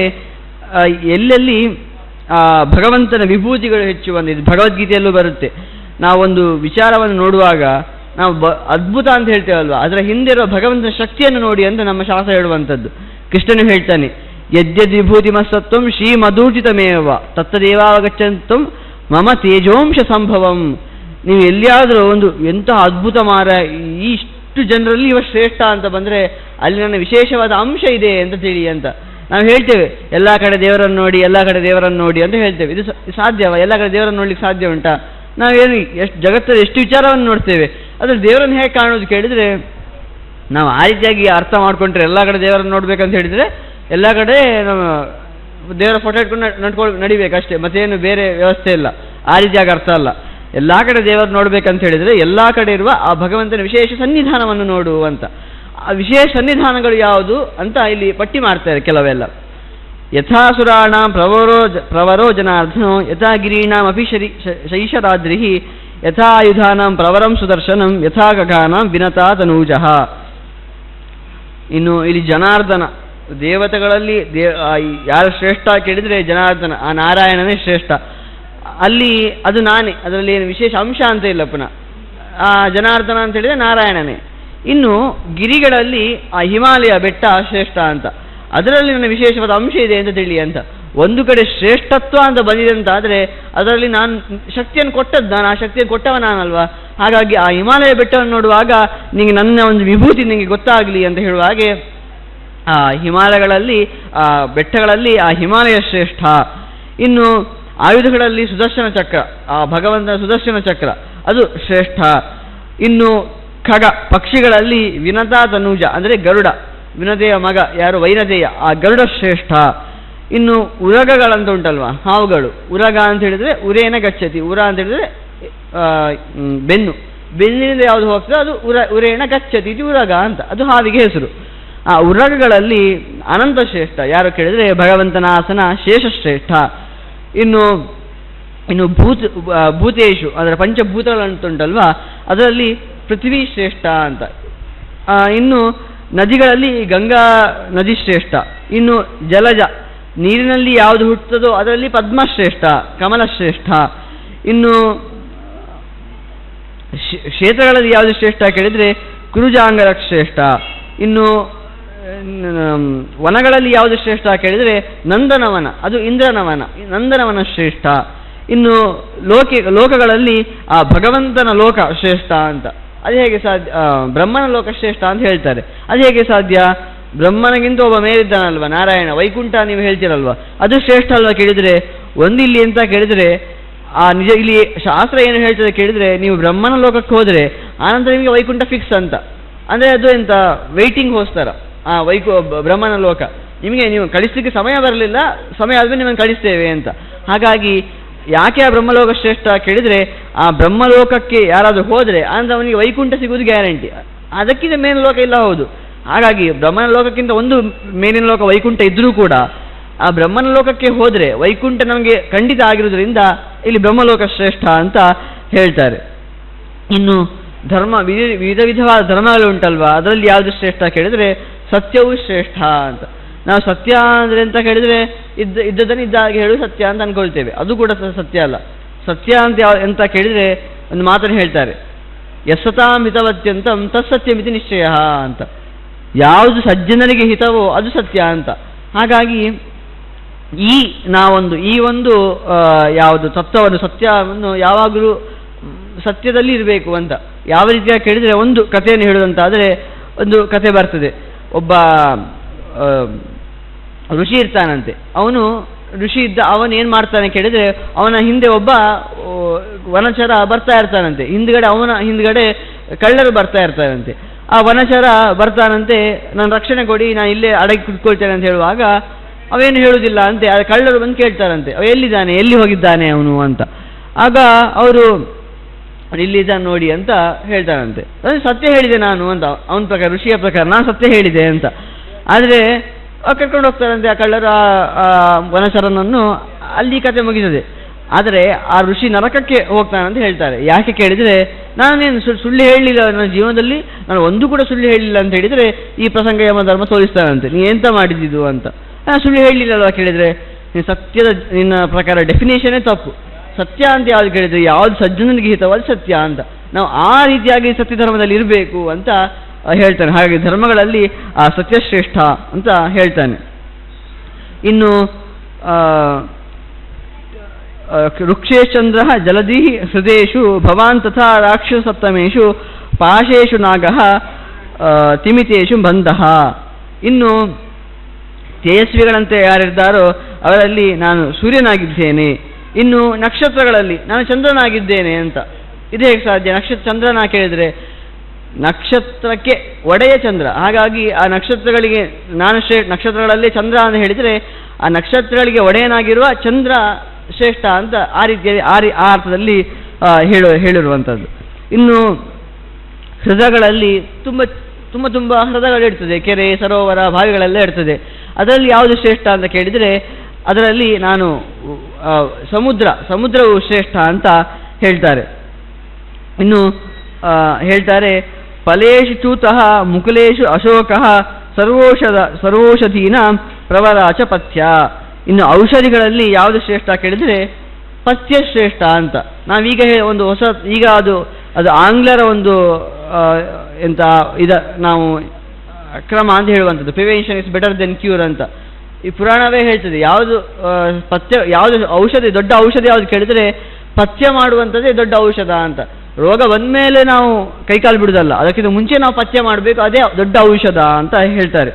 ಇನ್ನು ಹಣ್ಣುಗಳಲ್ಲಿ ನಾನು ಮಾವಿನ ಹಣ್ಣು ಶ್ರೇಷ್ಠ ಅಂತ ಹೇಳ್ತಾರೆ. ಇದೆಲ್ಲ ಹಿಂದೆ ಹೇಳಿದ ಇದೆಲ್ಲ ಯಾಕೆ ಹೇಳುವ ತಾತ್ಪರ್ಯ, ಆ ಎಲ್ಲದರಲ್ಲೂ ಕೂಡ ಆ ಭಗವಂತನ ವಿಶೇಷ ಸನ್ನಿಧಾನ ಇದೆ. ಹಾಗಾಗಿ ಅವುಗಳಲ್ಲಿ ಶ್ರೇಷ್ಠತ್ವ ಬಂದದ್ದು ಅಂತ ಅರ್ಥ ಮಾಡ್ಕೊಳ್ಬೇಕಾದಂಥದ್ದು. ಈಗ ಇನ್ನು ಕೆಲವು ಮಾತುಗಳಲ್ಲಿ ಯಾವುದು ಶ್ರೇಷ್ಠ ಅಂತ ಹೇಳ್ತಾರೆ. ಇನ್ನು ಕಲಾಸು ಮುಖ್ಯ ಗಣಿತಜ್ಞತಾ ಚ ವಿಜ್ಞಾನ ಮುಖ್ಯೇಶು ಯತೇಂದ್ರ ಜಾಲಂ ಶಾಕೇಶು ಮುಖ್ಯ ತ್ವಪಿಕಾಕಮಾಚಿ ರಮೇಶು ಮುಖ್ಯಂ ಲವಣಂ ಯಥೈವ ಅಂತ. ಇನ್ನು ಕಲೆಗಳಲ್ಲಿ ಯಾವುದು ಶ್ರೇಷ್ಠ ಕೇಳಿದರೆ ಗಣಿತಶಾಸ್ತ್ರ ಅಂತ ಏನಿದೆ ಅದು ಶ್ರೇಷ್ಠ ಅಂತ. ಯಾಕಂದರೆ ಸಂಖ್ಯಾಶಾಸ್ತ್ರ ಉಂಟಲ್ವಾ, ಅದು ನಿಜವಾಗಿ ನಾವು ಸರಿಯಾಗಿ ಯೋಚನೆ ಮಾಡಿದರೆ ಮಾತ್ರ ನಮಗೆ ಅದರಲ್ಲಿ ತೊಡಗಲಿಕ್ಕೆ ಸಾಧ್ಯ. ಹಾಗಾಗಿ ಕಲೆಗಳಲ್ಲಿ ಆ ಗಣಿತಶಾಸ್ತ್ರ ಶ್ರೇಷ್ಠ ಅಂತ ಹೇಳ್ತಾರೆ. ಇನ್ನು ವಿಜ್ಞಾನ ಅಂತ ಉಂಟಲ್ಲ, ಅದರಲ್ಲಿ ಯಾವುದು ಶ್ರೇಷ್ಠ ಕೇಳಿದರೆ ಇಂದ್ರಜಾಲ, ನಾವು ಮಾಯಾವಿದ್ಯೆ ಅಂತ ಏನು ಹೇಳ್ತೇವೋ ಅದು ಶ್ರೇಷ್ಠ ಅಂತ ಹೇಳ್ತಾರೆ. ಇನ್ನು ತುಂಗೇಶು ತಾಲ, ದೊಡ್ಡ ದೊಡ್ಡ ಎತ್ತರವಾಗಿ ಬೆಳೀತದಲ್ವ, ಅದರಲ್ಲಿ ಯಾವುದು ಶ್ರೇಷ್ಠ ಕೇಳಿದರೆ ತಾಲ ವೃಕ್ಷ ಶ್ರೇಷ್ಠ ಅಂತ ಹೇಳ್ತಾರೆ. ಇನ್ನು ಮರಗಳಲ್ಲಿ ಆಲದ ಮರ ದೊಡ್ಡದಾಗಿ ಬೆಳೆಯುವ ಮರಗಳಲ್ಲಿ ವಟ ಆಲದ ವೃಕ್ಷ ಶ್ರೇಷ್ಠ ಅಂತ ಹೇಳ್ತಾರೆ. ಇನ್ನು ಮುಖ್ಯವಾಗಿ ಒಂದು ಮಾತನ್ನು ಹೇಳ್ತಾರೆ, ಇದು ನಮ್ಮ ಜೀವನಕ್ಕೆ ಬೇಕಾಗುವಂತಹ ಮಾತು. ಪಾಪೀಯಸಾಂ ತದ್ವದಿಹ ಕೃತಜ್ಞ ಸರ್ವೇಷು ಪಾಪೇಶು ನಿಶಾಚರೇಂದ್ರ ಬ್ರಹ್ಮಜ್ಞಗೋಜ್ಞಾದಿಷು ನಿಷ್ಕೃತಿರಿಹಿ ವಿದ್ಯೇತನೈವ ಸ್ಯತು ದುಷ್ಟಚಾರಿಣಃ ನಿಷ್ಕೃತಿ ಚಾಸ್ತ್ಯ ಕೃತಜ್ಞವೃತ್ತೈ ಸುಹೃತ್ಕೃತಂ ನಾಶಯತೋ ಅಬ್ಧಕೋಟಿಭಿಃ ಅಂತ ಹೇಳ್ತಾರೆ. ಏನು ಕೇಳಿದರೆ, ನೀನು ಬೇಕಾದರೆ ಬ್ರಹ್ಮಹತ್ಯೆ ಮಾಡುವಂಥ ತಾತ್ಪರ್ಯ ಅಲ್ಲ. ಬ್ರಹ್ಮಹತ್ಯೆ ಆಗಿರ್ಬೋದು ನಿನ್ನ ಕೈಯಿಂದ, ಅಥವಾ ಗೋಹತ್ಯೆನೇ ಆಗಿರ್ಬೋದು, ಅದಕ್ಕೆ ಬೇಕಾದ ನಿಂಗೆ ಒಂದು ಪ್ರಾಯಶ್ಚಿತ್ತ ಅಂತ ಸಿಗ್ಬೋದು. ಆದರೆ ನೀನು ಯಾವತ್ತಾದರೂ ಕೃತಜ್ಞನಾಗಿದ್ದರೆ, ಯಾರೋ ನಮ್ಗೆ ಉಪಕಾರ ಮಾಡಿರ್ತಾರೆ, ಆ ಉಪಕಾರವನ್ನು ಮರೆತರೆ ನಾವು ಉಂಟಲ್ವಾ, ಅದಕ್ಕೆ ನಿನಗೆ ಬೇರೆ ಮುಂದಿನ ಅದಕ್ಕೆ ಒಂದು ಪರಿಹಾರ ಅಂತ ಯಾವುದೂ ಇಲ್ಲ ಅಂತ. ಎಷ್ಟು ದೊಡ್ಡ ಮಾತು ನೋಡಿ. ನಮಗೆ ಒಬ್ಬರು ಉಪಕಾರ ಮಾಡಿದಾಗ ಆ ಉಪಕಾರವನ್ನು ಯಾವತ್ತೂ ಮರಿಬಾರ್ದು ಅಂತ. ಯಾಕಂದರೆ ಬಹಳ ಕಷ್ಟದ ಸಮಯದಲ್ಲಿ ಅವರು ಏನು ನಮಗೆ ಉಪಕಾರವನ್ನು ಮಾಡಿರ್ತಾರೆ. ಹಾಗಿರುವಾಗ ನಾವು ಅಂಥದ್ದನ್ನು ಆ ಎಲ್ಲ ಪ್ರಸಂಗವನ್ನು ಮರೆತು ಅವರಿಗೆ ಪುನಃ ಅಪಕಾರವನ್ನು ಮಾಡಿದರೆ ಉಂಟಲ್ವ, ಅದೇ ದೊಡ್ಡ ಪಾಪ. ಆ ಉಪಕಾರವನ್ನೇ ಮರಿಬಾರ್ದು ಅಂತ ಹೇಳ್ತಾರೆ. ಹಾಗಾಗಿ ಎಂಥ ಒಂದು ಒಳ್ಳೆಯ ತತ್ವ ನೋಡಿ. ಒಂದು ಲೌಕಿಕಕ್ಕೂ ಒಂದು ಒಳ್ಳೆಯ ತತ್ವ, ಮತ್ತು ಅದು ಅಂತಹ ಕೃತಜ್ಞತೆ ಇದ್ದರೆ ಅದು ನರಕಕ್ಕೂ ಕೂಡ ಅವನು ಭಾಜನ ಆಗ್ತಾನೆ ಅಂತ ಹೇಳ್ತಾರೆ. ಇಷ್ಟು ಹೇಳಿ ಒಂದು ಮುಂದೆ ಸುಕೇಶಿ ಪುನಃ ಕೇಳ್ತಾನೆ, ಭವದ್ಭಿಃ ಉದಿತಾ ಘೋರಾಃ ಪುಷ್ಕರ ದ್ವೀಪ ಸಂಸ್ಥಿತಿ ಜಂಬೂದ್ವೀಪ ಸಿತು ಸಂಸ್ಥಾನಂ ಕಥಯಂತು ಮಹರ್ಷಯಃ. ಆಯಿತು, ನೀವು ನನಗೆ ತುಂಬ ವಿಸ್ತಾರವಾಗಿ ಹೇಳಿದ್ರಿ, ನಂಗೆ ಸ್ವಲ್ಪ ಜಂಬೂದ್ವೀಪದ ಬಗ್ಗೆ ಹೇಳಿ ಅಂತ. ಜಂಬೂದ್ವೀಪ ಯಾವುದು ಕೇಳಿದರೆ, ನಾವಿರುವ ಪ್ರದೇಶ, ನಾವೆಲ್ಲಿದ್ದೇವೋ ನಾವು ಜಂಬೂದ್ವೀಪದಲ್ಲಿ ಇರುವಂಥದ್ದು. ಆ ಜಂಬೂದ್ವೀಪದಲ್ಲಿ ಭರತಖಂಡ, ಅದರಲ್ಲಿ ಭಾರತ ವರ್ಷದಲ್ಲಿ ನಾವಿರುವಂಥದ್ದು. ಈ ಜಂಬೂದ್ವೀಪ ಬಹಳ ದೊಡ್ಡದಾಗಿರುವಂಥದ್ದು, ಅದರ ಬಗ್ಗೆ ಸ್ವಲ್ಪ ವಿಸ್ತಾರವಾಗಿ ಹೇಳಿ ಅಂತ ಹೇಳುವಾಗ ಋಷಿಗಳು ಹೇಳ್ತಾರೆ, ಜಂಬೂದ್ವೀಪಸ್ಯ ಸಂಸ್ಥಾನಂ ಕಥ್ಯಮಾನಂ ನಿಶಾಮಯ ನವವೇದಂ ಸುವಿಸ್ತೀರ್ಣಂ ಸ್ವರ್ಗ ಮೋಕ್ಷ ಫಲಪ್ರದಂ. ಇದು ಈ ಜಂಬೂದ್ವೀಪ ನೀವು ಸರಿಯಾಗಿ ತಿಳಿಯುವಂಥದ್ದು ಸ್ವರ್ಗಕ್ಕೂ ಮೋಕ್ಷಕ್ಕೂ ಹೇತುವಾಗ್ತದೆ ಅಂತ ಹೇಳ್ತಾರೆ. ಮುಂದೆ ಅದು ಯಾವ ರೀತಿಯಾಗಿ ಅದು ತುಂಬಿದೆ ಅಂತ ಹೇಳುವಾಗ, ಮಧ್ಯೆ ತ್ವಿಲಾವೃತೋ ವರ್ಷೋ ಭದ್ರಾಶ್ವ ಪೂರ್ವತೋದ್ಭುತಃ ಪೂರ್ವ ಉತ್ತರಶ್ಚಾತಾಪಿ ಹಿರಣ್ಯೋ ರಾಕ್ಷಸೇಶ್ವರ. ಮಧ್ಯದಲ್ಲಿ ಇಲಾವೃತ ವೃಕ್ಷ ಅಂತ, ಇಲಾವೃತ ವರ್ಷ ಅಂತ ಅದಿದೆ ಅಂತೆ. ಮುಂದೆ ಆ ಪೂರ್ವದಲ್ಲಿ ಭದ್ರ ಅಂತ ಅದ್ಭುತವಾದ ಪರ್ವತ ಇದೆ ಅಂತೆ. ಇನ್ನು ಈಶಾನ್ಯದಲ್ಲಿ ಹಿರಣ್ಯ ಅಂತ ಒಂದು ಪರ್ವತ ಇದೆ ಅಂತೆ. ಇನ್ನು ಪೂರ್ವ ದಕ್ಷಿಣದಲ್ಲಿ ಅಂದರೆ ಆಗ್ನೇಯದಲ್ಲಿ ಕಿನ್ನರ ಅಂತ ಒಂದು ವರ್ಷ ಇದೆ ಅಂತೆ. ಇನ್ನು ದಕ್ಷಿಣದಲ್ಲಿ ದಕ್ಷಿಣ ಹರಿಹಿ ಅಂತ ಒಂದು ಪರ್ವತ, ಭಾರತ ಅಂತ ಒಂದು ಪರ್ವತ ಇದೆ ಅಂತೆ. ಇನ್ನು ನೈಋತ್ಯದಲ್ಲಿ ಹರಿಹಿ ಅಂತ ಒಂದು ಪರ್ವತ ಇದೆ ಅಂತೆ. ಇನ್ನು ಪಶ್ಚಿಮದಲ್ಲಿ ಕೇತುಮಾಲಾಶ್ವ ಅಂತ ಒಂದು ಪರ್ವತ ಇದ್ದರೆ, ವಾಯುವ್ಯದಲ್ಲಿ ರಮ್ಯಕ ಅಂತ ರಮ್ಯಕ ವರ್ಷ ಇದೆ ಅಂತ. ಇದೆಲ್ಲ ಹೇಳಿರುವಂಥದ್ದು ವರ್ಷ, ಯಾವ ವರ್ಷಗಳು ಎಲ್ಲೆಲ್ಲಿವೆ ಅಂತ. ಇದು ಯಾಕೆ ಹೇಳ್ತಾರೆ ಕೇಳಿದರೆ, ನಾವೊಂದು ಎಷ್ಟು ದೊಡ್ಡದಾದ ಒಂದು ಜಗತ್ತಿನಲ್ಲಿ ಇದ್ದೇವೆ, ನಾವು ನೋಡಿದರೆ ನಾವೇ ಒಂದು ಏನೋ ಒಂದು ವ್ಯಕ್ತಿಗಳ ಥರ ಆಡ್ತೇವೆ. ಆದರೆ ನಮ್ಮ ಒಂದು ಜಗತ್ತಿನ ಒಂದು ವಿಸ್ತಾರವೇ ಯಾವ ರೀತಿಯಾಗಿ ಉಂಟು ಅಂತ ಇಲ್ಲಿ ಹೇಳಿದೆ. ಇನ್ನು ವಿಸ್ತಾರವಾಗಿ ಎಲ್ಲೆಲ್ಲಿ ಯಾವ್ದ್ಯಾವುದು ನದಿಗಳು ಪರ್ವತಗಳು ಇವೆ ಅಂತ ಇಲ್ಲಿ ಹೇಳ್ತಾರೆ. ಮುಂದೆ ಋಷಿಗಳು ಒಂದು 10 ಧರ್ಮಗಳನ್ನು ಹೇಳ್ತಾರೆ. ಇದು 10 ಧರ್ಮಗಳು ನಾವು ಯಾವಾಗಲೂ ಅಳವಡಿಸ್ಕೊಳ್ಬೇಕು ಅಂತ. ಅದು ಯಾವುದೆಲ್ಲ ಅಂತ ಕೇಳಿದರೆ ಋಷಿಗಳು ಹೇಳ್ತಾರೆ, ಅಹಿಂಸಾ ಸತ್ಯಮಸ್ತೇಯಂ ದಾರಂ ಕ್ಷಾಂತಿರ್ದಮಶಮಃ ಅಕಾರ್ಪಣ್ಯಂ ಚ ಶೌಚಂ ಚ ತಪಶ್ಚ ರಜನೀಚರ ದಶಾಂಗೋ ರಾಕ್ಷಸಶ್ರೇಷ್ಠ ಧರ್ಮೋಸೌ ಸಾರ್ವವರ್ಣಿಕಃ ಬ್ರಾಹ್ಮಣಸ್ಯಾಪಿ ವಿಹಿತ ಚಾತುರಾಶ್ರಮ್ಯ ಕಲ್ಪನಾ. ಹೇಳ್ತಾರೆ ಋಷಿಗಳು ಹೇಳ್ತಾರೆ, ಯಾವುದೆಲ್ಲ ಧರ್ಮ ಅಂತ ಹೇಳುವಾಗ ಅಹಿಂಸೆ, ಹಿಂಸೆ ಮಾಡದೇ ಇರುವಂಥದ್ದು ಒಂದು 10 ಧರ್ಮಗಳಲ್ಲಿ ಒಂದು. ಇದನ್ನು ನಾವು ಅಳವಡಿಸ್ಕೊಳ್ಬೇಕು, ಯಾರಿಗೂ ಹಿಂಸೆ ಮಾಡದಿರುವಂಥದ್ದು. ಅದು ಯಾವ ವಾಚಿಕವಾಗಿ ಆಗಿರಲಿ ಕಾಯಿಕವಾಗಿ ಆಗಿರಲಿ. ಮಾತಿನಿಂದ ಹಿಂಸೆ ಮಾಡಿ ದೇಹದಿಂದ ಹಿಂಸೆ ಮಾಡಿದರೆ ಅದು ಸ್ವಲ್ಪ ದಿನಕ್ಕೆ ಮಾತ್ರ ಇರ್ತದೆ. ಅದೇ ನಾವು ಮಾತಿನಿಂದ ಏನಾದ್ರು ಹಿಂಸೆ ಮಾಡಿದರೆ ಅದು ತುಂಬ ದಿನ ಅವನ ಮನಸ್ಸಿಗೆ ನೋವನ್ನು ಕೊಡ್ತದೆ. ಹಾಗಾಗಿ ಅಂಥ ಹಿಂಸೆಯನ್ನು ಮಾಡಬಾರ್ದು ಅಂತ ಹೇಳ್ತಾರೆ. ಇನ್ನು ಸತ್ಯ, ಹಿಂದೆ ಹೇಳಿದ ಸತ್ಯ ಧರ್ಮವನ್ನು ಯಾವಾಗಲೂ ಪರಿಪಾಲನೆ ಮಾಡಬೇಕು. ಅಸ್ಥೇಯ ಯಾವಾಗಲೂ ಕದಿಯದೇ ಇರುವಂಥದ್ದು. ನಾವೊಂದು ಹೇಳ್ತಾರೆ, ನಾವೆಲ್ಲ ಕದಿಯುವುದಿಲ್ಲ ಅಂತ ಹೇಳಿದರೆ, ನಾವು ಕೇಳದೆ ಒಬ್ಬರ ಮನೆಯದ್ದು ತೋಟದ ಒಂದು ತುಳಸಿ ಪುಷ್ಪವನ್ನು ಕೊಯ್ದರೂ ಕೂಡ ಅದು ಕೂಡ ಒಂದು ಪಾಪ ಅಂತಲೇ, ಅದು ಕೂಡ ಒಂದು ಕಳ್ಳತನ ಅಂತಲೇ ಹೇಳ್ತಾರೆ. ಹಾಗಾಗಿ ಅಂತಹ ಪುಷ್ಪಾದಿಗಳ ಕಳ್ಳತನ ಕೂಡ ಅದು ಕೂಡ ಒಂದು ಕಳ್ಳತನವೇ ಅಂತ ಹೇಳುವಂಥದ್ದು, ಅದು ಕೂಡ ಮಾಡಬಾರ್ದು ಅಂತ. ಇನ್ನು ದಾನವನ್ನು ಮಾಡಬೇಕು. ಕ್ಷಾಂತಿ ಅಂತ ಹೇಳಿದರೆ ಕ್ಷಮಾಗುಣವನ್ನು ಹೊಂದಿರುವಂಥದ್ದು. ಇನ್ನು ದಮ ಅಂತ ಹೇಳಿದರೆ ಇಂದ್ರಿಯ ನಿಗ್ರಹ, ಆ ಇಂದ್ರಿಯ ನಿಗ್ರಹ ಗುಣವನ್ನು ಇಟ್ಕೊಂಡಿರಬೇಕು. ಹಾಗೆಯೇ ಅಕಾರ್ಪಣ್ಯ, ಯಾವಾಗಲೂ ದೈನ್ಯ ಸ್ಥಿತಿಯಲ್ಲಿರುವಂಥದ್ದು, ಆ ಗುಣ ಕೂಡ ಇರಬಾರ್ದು ಅಂತ ಹೇಳ್ತಾರೆ. ಇನ್ನು ಶೌಚ, ನಿನ್ನೆ ಬಂದಿತ್ತು, ಶುಚಿತ್ವ, ನಾವು ಹೊರಗೆಯೂ ಶುಚಿಯಾಗಿರುವಂಥದ್ದು, ಮನಸ್ಸಿನ ಒಳಗೆ ಕೂಡ ಶುಚಿಯಾಗಿರುವಂಥದ್ದು. ಇನ್ನು ತಪಸ್ಸು ಅಂತ ಹೇಳುವಾಗ ನಾವು ಜಪ ಮಾಡ್ತಾ ಕುತ್ಕೊಳ್ಳೋದಕ್ಕೆ ಹೇಳಿದರೆ, ನಿಜವಾಗಿ ತಪಶಬ್ದಿಗೆ ಅರ್ಥ ತಪಸಂತಾಪೆ ಅಂತ. ಇದು ಒಂದು ಧರ್ಮ ಅಂತ ಹೇಳ್ತಾರೆ. ಅಂದರೆ ನಮ್ಮ ಜೀವನದಲ್ಲಿ ನಮಗೆ 1000 ಕಷ್ಟಗಳು ಬರ್ತಾನೆ ಇರ್ತದೆ, ಅದನ್ನು ಸಹಿಸಿಕೊಳ್ಳುವುದು ಒಂದು ತಪಸ್ಸು ಅಂತ ಹೇಳುವಂಥದ್ದು. ತಪಸ್ಸು ಅಂತ ಹೇಳಿ ನಾವು ಕಾಡಿಗೆ ಹೋಗಿ ಜಪ ಮಾಡಬೇಕಂತಲ್ಲ. ಯಾಕಂದರೆ ಅದನ್ನು ಯಾಕೆ ತಪಸ್ಸು ಅಂತ ಕರೆಯುವುದು ಅಂತ ಕೇಳಿದರೆ, ನಾವು ಕಾಡಿಗೆ ಹೋದಾಗ ಕೂಡ ನಮಗೆ ಅಲ್ಲಿ ಚಳಿ ಆಗ್ತದೆ ಅಥವಾ ಹಸಿವು ಆಗ್ತದೆ, ಆದರೂ ಕೂಡ ಜಪ ಮಾಡ್ತಾ ಇರ್ತಾನೆ, ಅದಕ್ಕೆ ಅದನ್ನು ತಪಸ್ಸು ಅಂತ ಹೇಳುವಂಥದ್ದು. ಬಂದ ಕಷ್ಟಗಳನ್ನು ಸಹಿಸಿಕೊಳ್ಳುವಂಥದ್ದೇ ಒಂದು ತಪಸ್ಸು. ಅದೇ ಒಂದು ಮನುಷ್ಯನ ದೊಡ್ಡ ಧರ್ಮ ಅಂತ ಹೇಳುವಂಥದ್ದು. ನೀ ಅದು ಮಾಡಿದರೆ ನಿಮಗೆ ಬಹಳ ಎತ್ತರವಾದ ಪುಣ್ಯ ಸಿಗ್ತದೆ ಅಂತ ಹೇಳ್ತಾರೆ. ಇನ್ನು ಈ 10 ಅಂಗಗಳು 10 ಮುಖ್ಯವಾದ ಅಂಗಗಳು ಧರ್ಮದ್ದು ಅಂತ ಹೇಳ್ತಾರೆ. ಇನ್ನು ಚಾತುರ್ ಆಶ್ರಮದ ಬಗ್ಗೆ ಹೇಳ್ತಾರೆ, ಚಾತುರ್ವರ್ಣ್ಯದ ಬಗ್ಗೆ 4 ಆಶ್ರಮದ ಬಗ್ಗೆ ಹೇಳ್ತಾರೆ. ಯಾವುದೆಲ್ಲ ಕೇಳಿದರೆ, ವಿಪ್ರಾಣಂ ಚಾತುರಾಶ್ರಮ್ಯಂ ವಿಸ್ತರಾನ್ ಮೇ ತಪೋಧನಾ ಆಚಕ್ಷಧ್ವಂ ನಮೇ ತೃಪ್ತಿ ಶೃಣ್ಮತಃ ಪ್ರತಿಪದ್ಯತೆ. ನಾನೀಗ ನಿನಗೆ 4 ಧರ್ಮಗಳು ಯಾವುದು ಅಂತ ಹೇಳ್ತೇನೆ. ಅಂದರೆ 4 ಅವನ ಆಶ್ರಮ ಯಾವ ರೀತಿಯಾಗಿ ಒಬ್ಬ ವ್ಯಕ್ತಿಯದ್ದಿರ್ತದೆ ಅಂತ ಹೇಳ್ತಾರೆ. ಋಷಿಗಳು ಹೇಳ್ತಾರೆ, ಕೃತೋಪನಯನ ಸಮ್ಯಗ್ ಬ್ರಹ್ಮಚಾರಿ ಗುರೋವಸೆ ತತ್ರ ಧರ್ಮೋಸ್ಯ ವಯಸ್ತಂಚ ಕಥ್ಯಮಾನಂ ನಿಶಾಮಯ. ಒಬ್ಬ ಒಟ್ಟು ಉಪನೀತನಾದ ಅಂತಾದರೆ ಅವನ ಧರ್ಮಗಳು ಯಾವುದು ಅಂತ ಕೇಳಿದರೆ, ಸ್ವಾಧ್ಯಾಯವನ್ನು ಮಾಡಬೇಕು, ಅಗ್ನಿ ಶುಶ್ರೂಷ ಅಂದರೆ ಅಗ್ನಿ ಕಾರ್ಯ ಅಂತ ಇರ್ತದೆ, ಅದನ್ನು ಮಾಡಬೇಕು. ಇನ್ನು ಸ್ನಾನ, ಭಿಕ್ಷಾಟನೆ, ಅವನು ಯಾವಾಗಲೂ ಭಿಕ್ಷೆಯನ್ನು ಕೇಳಿ ಊಟ ಮಾಡಬೇಕು ಅಂತ ಹೇಳ್ತಾರೆ.